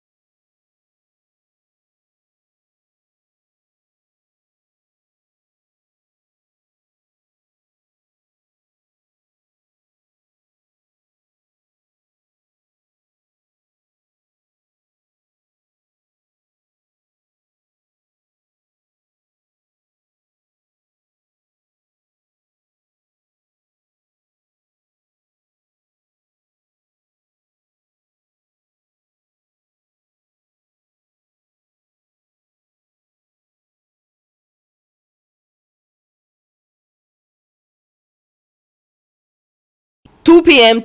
Tuesday. 1:59. Deliver. Let's be serious with ourselves, please. What are we up to? What are we doing? So please, everyone should take their lives and their work very seriously. I see something in Edo State that is prime. We don't even need, people will say, oh, government doesn't need to do anything, to be honest. We here, see how you guys have found a place and created a podcast. Yeah. Government didn't help you. Yeah. So we don't have to keep saying government. Yes, there are things government can do to make the situation better, obviously. But we already know that we're so innovative. We can do anything we put our minds to. So just encouraging creatives to remember that you already have it within you. You just need to put it out there for the world to see. Love it. Oh, that's lovely. So the image thing, you know, I think growing up as a creative person in Edo State, there's this common mentality. Yeah. Like I think in the music sector, like they know the blue for Edo State, you know. Stereotype. So that's why when Charlie Poppy came out, like, okay, something's happening. And hearing you talk about these, I feel there's hope for the Edo creative. Absolutely. Seriously. I mean, we have, and we know what. We actually have a lot of, I say these, when I mention these names of people that are in the entertainment industry that are from Edo State, I mention them for a reason. Many people don't even know they're from Edo State. But we need to start, letting people know these things. Yeah. Charlie Pop is not the first Edo artist. Rema is not the first Edo Cynthia artist. Morgan is Cynthia there. Morgan is there. Dremo, Victor, them plenty scales, them plenty. Johnny Drill, SARS, them plenty. Yeah, SARS, yeah. I'm tired of this thing that you people are telling me. Plenty, they've been there, but just because they don't shout it, you know, Yoruba people. Yeah. You know what I'm saying? They're just whatever. They're my people. You know, they're my people now, but they know how to market themselves. We should pick that up. We should pick that up. That's just what it is. It looks like they're not the only ones there. Many people are there. We are there, but we just don't market ourselves as such. So that's the next thing. We must actively promote ourselves. People need to know that it's from here that this thing is coming from, and I think we'll be on the right track. So what's the Edo State government doing about this? About we marketing ourselves, you know? So I think they are appointing you, giving an appointment is the first step to that.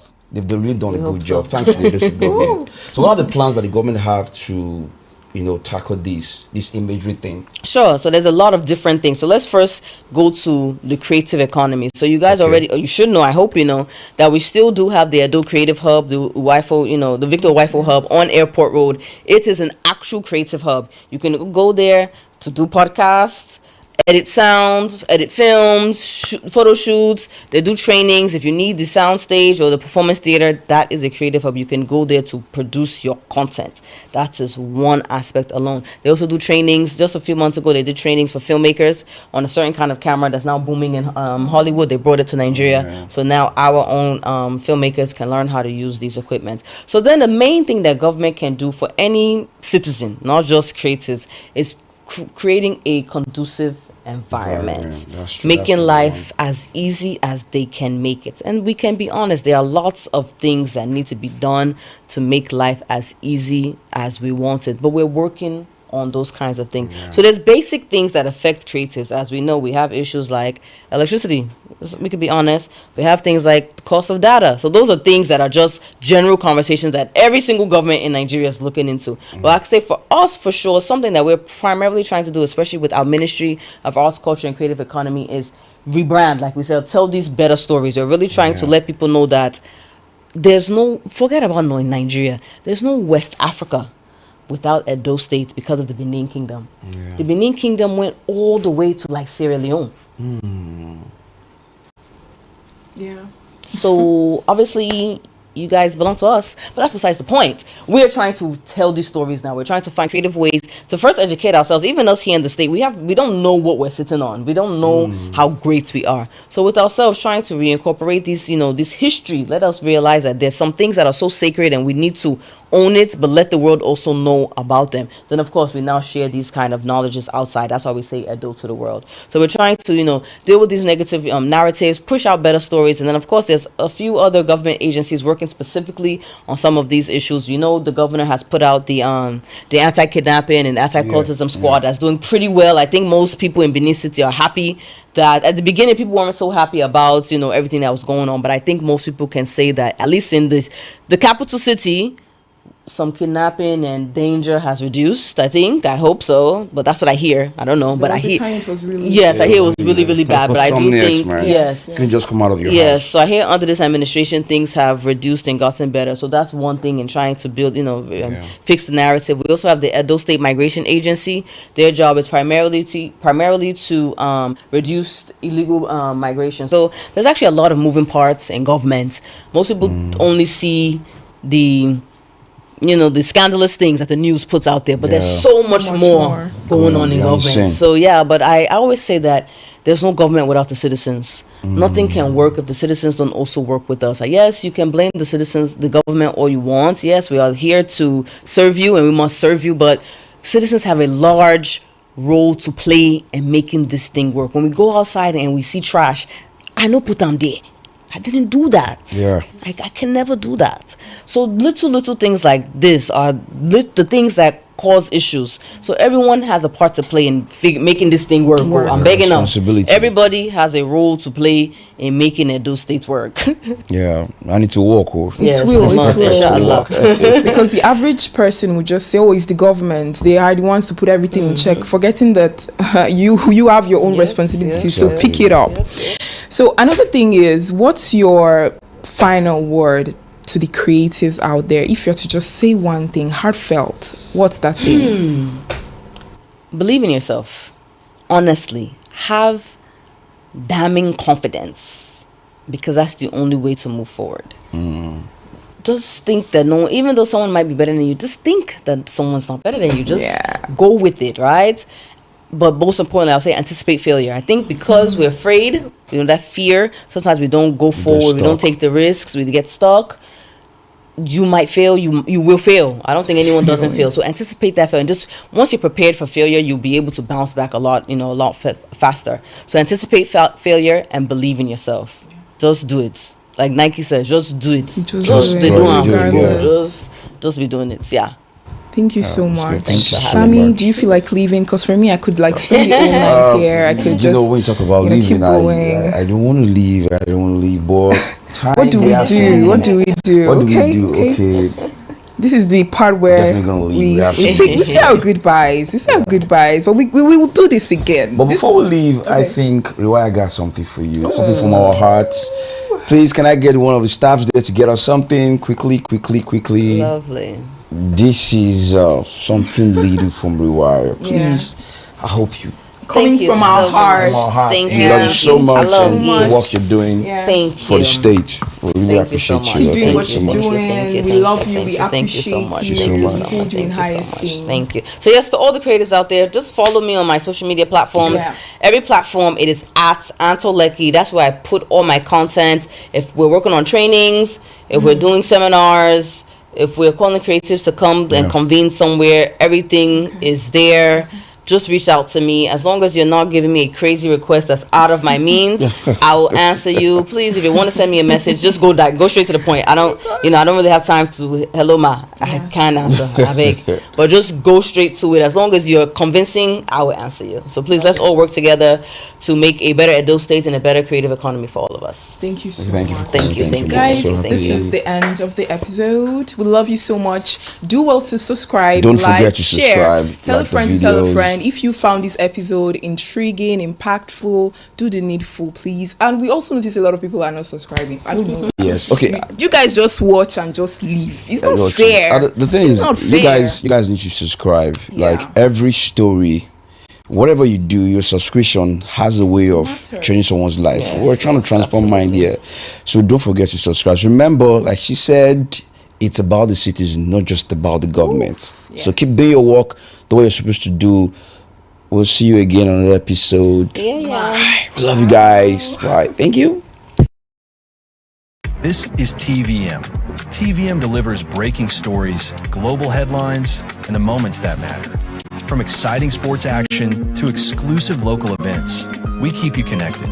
Celebrate our culture, people, and voices with powerful documentaries and inspiring stories.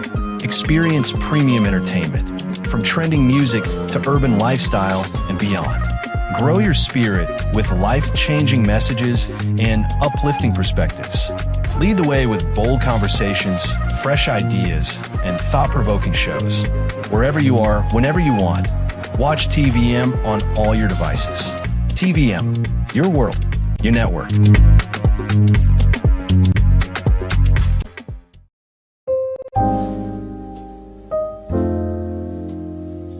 Hello there. Welcome to today's episode on Men's Workroom.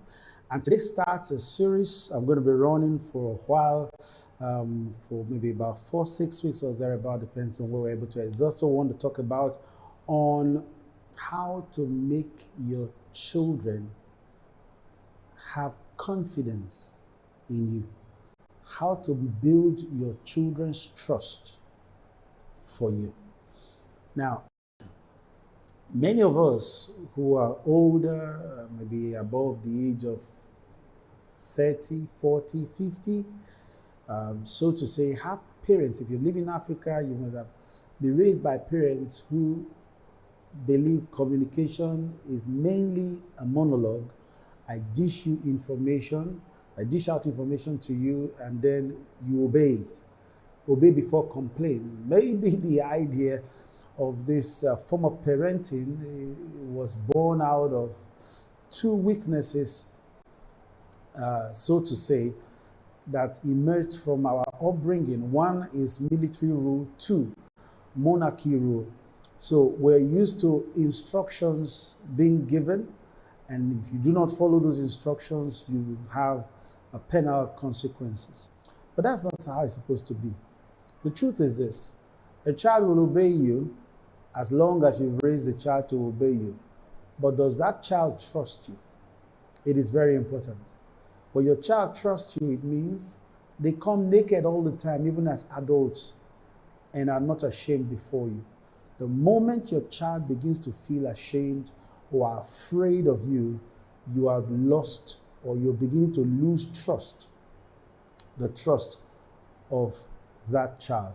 So today, the first thing we need to look at is to look at the first thing you need to do, or one of the things you need to do, so to say, and that is to have an attitude of open discussion or conversation with your child.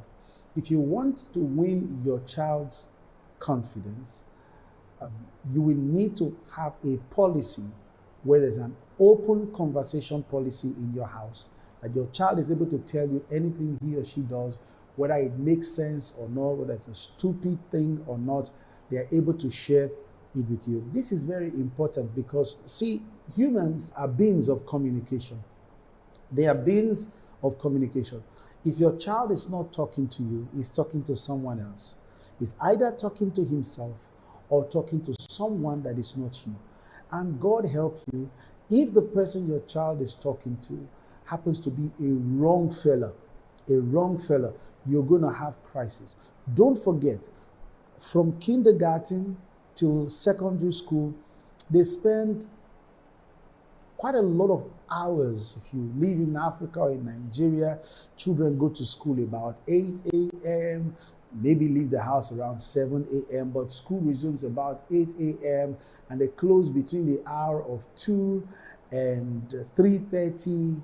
And by the time they come back, maybe that's when you're coming back from work, you are tired, you have your meal, you fall on your bed, you sleep off. You know, now you see this, with this circle, it tells you that your children are spending more time with their friends and their teachers in school. So you need to have a deliberate structure where your child is able to have conversation with you openly without being afraid or ashamed, no matter how stupid or intelligent the point may be. So how do you make this work? It's a simple thing that you build up a system where when you're making a comment or when you are giving instruction or when you're having a conversation, you should put up some open-ended questions like, do you understand what I'm talking about? Or do you have anything to say about this? And when you say it, you do not say it with an attitude of, if you talk here now, you die. No, you say it with an open mind and be willing for the child to talk, especially when they become teenagers. So let them know that they can be open to talk to you and they can count on you and let them know that they can make sense, whether they feel so or not. The advantages of this is that it will boost, number one, it will boost their self-confidence. Their self-confidence in the home affect their self-confidence outside. Number two, it will encourage them to be reasoning, especially when they share an idea, a thought. You should not fail to give them a thumb up when they make sense.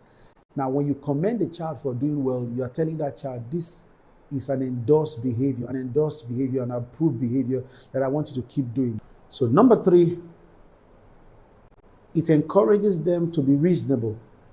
You know, reasoning is a skill. Right sense of reasoning is a skill you develop. Critical thinking is a skill you develop.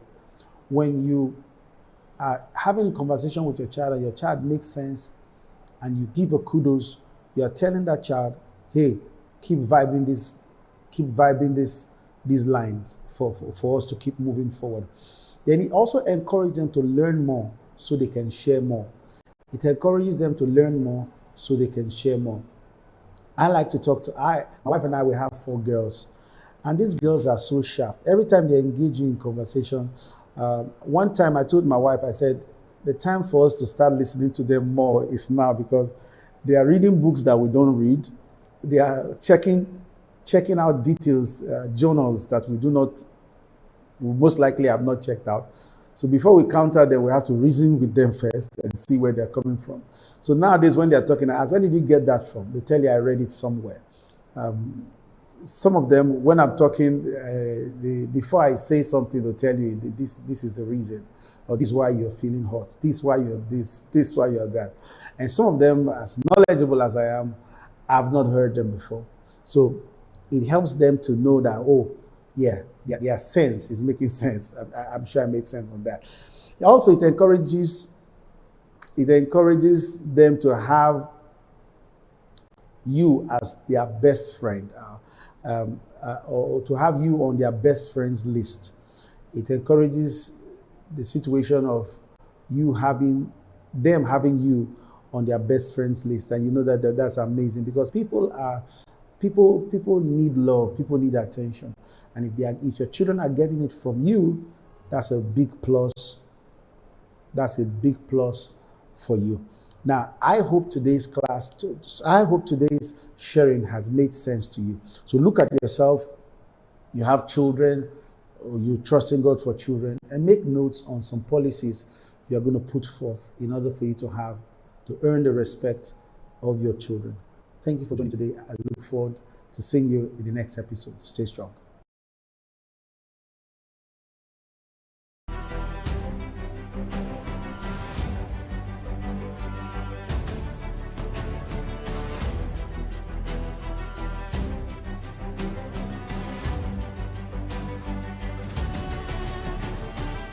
Nigeria is one nation, but within it are different identities, cultures, and diversities.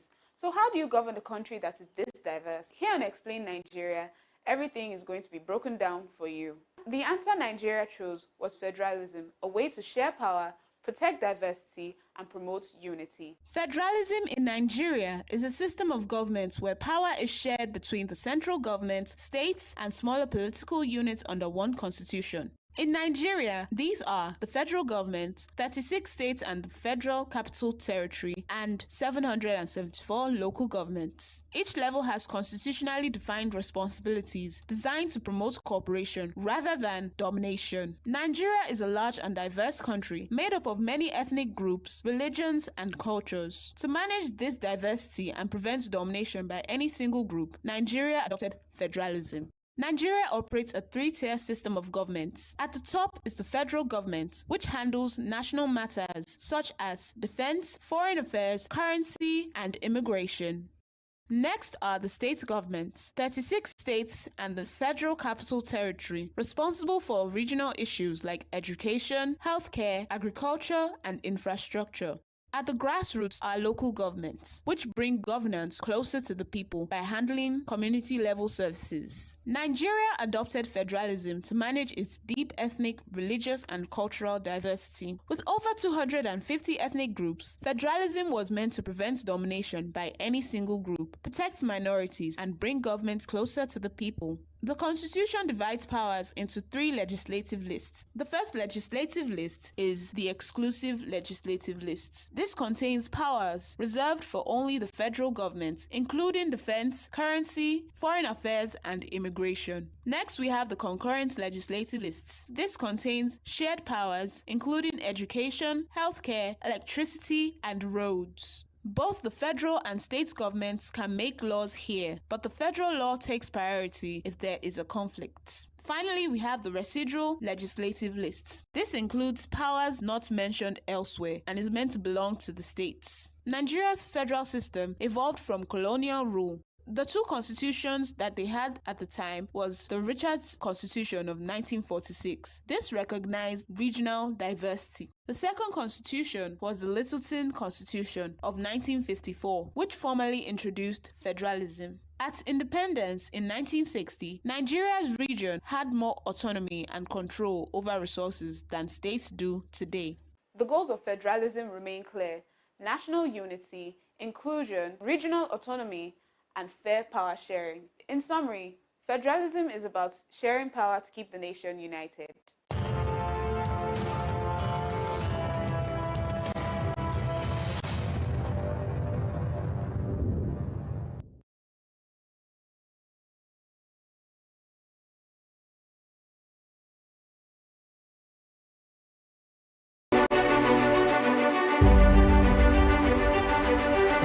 Welcome to St. Augustine's College, Ogara Delta State, Nigeria. 8 years of academic excellence doesn't just come as a good Nollywood film. It has been a step-by-step rise in academic achievements with back-to-back outstanding performances in both our junior and senior secondary school certificate examinations. Even so, we strive for constant growth, hence our motto which says, "The soul grows by learning." Education is the art and science of learning, and an academic success is achieved by training the mind to reach above its potential. We here at St. Augustine's College also help in training the body through a variety of sporting activities. We have a standard and fully functional volleyball court, football field, badminton court, and a few others which are promoted for co-ed practice. As we all know, intelligence and smarts have often been argued as to which is most important. Well, whichever side you are on, know that you have the full support of St. Augustine's College, Ogara Delta State, as we provide indoor games which require tactical thinking, such as chess, a mathematical approach to checkers, an educational game like Scrabble, and few others such as snakes and ladders and cards, which helps to ease the stress of workload over the weekend. And that is not all.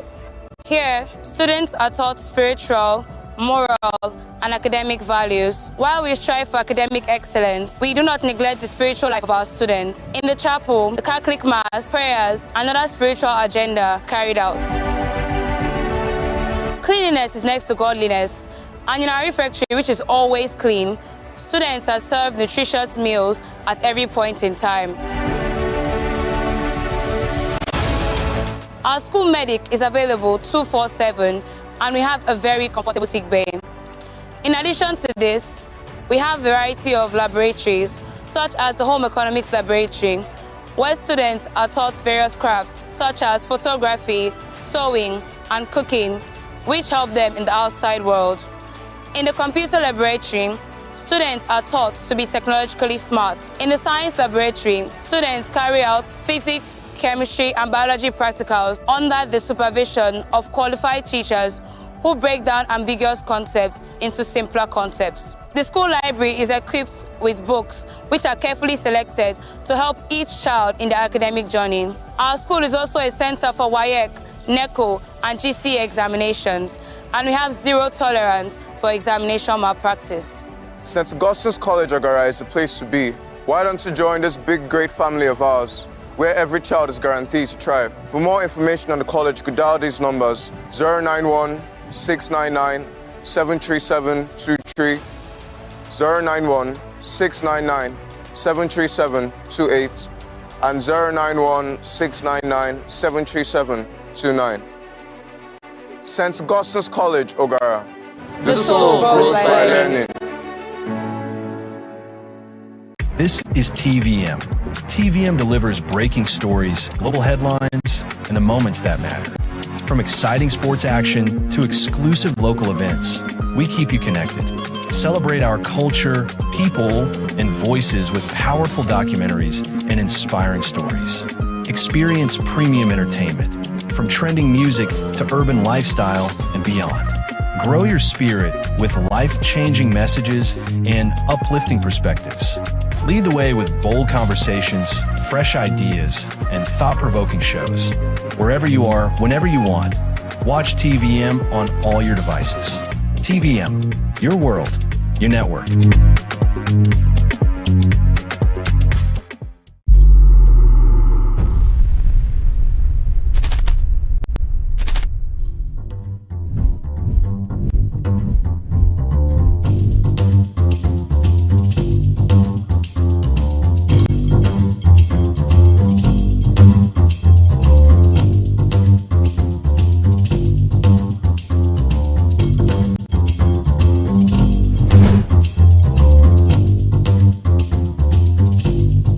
Now, let's join ace broadcaster Mamode Akuga as he takes us inside the Niger Delta. Hello out there and welcome to the program. It's Inside the Niger Delta, the authentic voice of Nigeria's oil-rich region. I'm your regular host, Mamode Akuga. Inside the Niger Delta. The Managing Director of the Niger Delta Development Commission, NDDC, Dr. Samuel Ogbuku, says the intervention agency is now receiving every support it needs from the federal government to meet its mandate of facilitating the overall development of communities across the region. Dr. Ogbuku, who made this known in an interview with Inside the Niger Delta, said the support it now enjoys from President Bola Tinubu is responsible for the numerous projects and improved service delivery across communities in the region. The Niger Delta Development Commission was established in 2000 to drive development in Nigeria's oil-rich Niger Delta region. Over the past 25 years, the Commission has faced several challenges. However, under the administration of President Bola Tinubu, a new board and management team led by Chairman Chiedo Ebie and Managing Director Samuel Ogbuku appears to have repositioned the agency for improved service delivery. Speaking on where the NDDC is today, the Chief Executive Dr. Samuel Ogbuku said that with the support of President Tinubu, the Commission is now executing life-changing projects across communities and implementing social programs to alleviate the sufferings of its people. Within the less than 1 year of this present board of management, NDDC was able to commission certain projects. The Ogbeanembe Road, which is about 27-kilometer roads, bridges and culverts. The Okitipupa electrification project, which gives lights to the entire Ondo South that have been in darkness for 15 years before that project was commissioned. The Amufi injection substation here in Edo State. The Ibno Eastern Obolo Bridge, which is 600 meters long. The Obehi road connecting to Akwete in Abia State, which is 9 kilometers long, and other projects. Dr. Ogbuku, who acknowledged that several years of neglect and challenges have left so much on the development across the region, noted that with the current momentum of the Commission, this will soon be a thing of the past. Transmitting ideas and vision into reality is what we are doing in NDDC. Most of the projects that we are doing today are part of the ideas and vision of Mr. President that the people of the Niger Delta are benefiting today. Watchers of trends and community leaders across the region share the position of the NDDC helmsman. Many agreed that the NDDC of today is indeed giving a new lease of life to the people. We wobbled in the past few years by not having substantive management. This affected the region greatly. But since you and your team came on board, there's a change, visible change, that we can see all over the region. The Commission has taken time to learn from their previous mistakes and have stabilized what is the stabilized and redefined to the acceptance of the present commissioners, what the functions of the board and the commissions are. It is therefore no surprise that the NDDC last week bagged the Vanguard's newspaper's Intervention Agency of the Year at an event in Lagos, while the MD was recognized for his purpose-driven and transformational leadership. Meanwhile, Dr. Obuko was at the presidential villa in Abuja last week, where he briefed President Bola Tinubu on the various ongoing projects, policies and programs of the intervention agency across the region.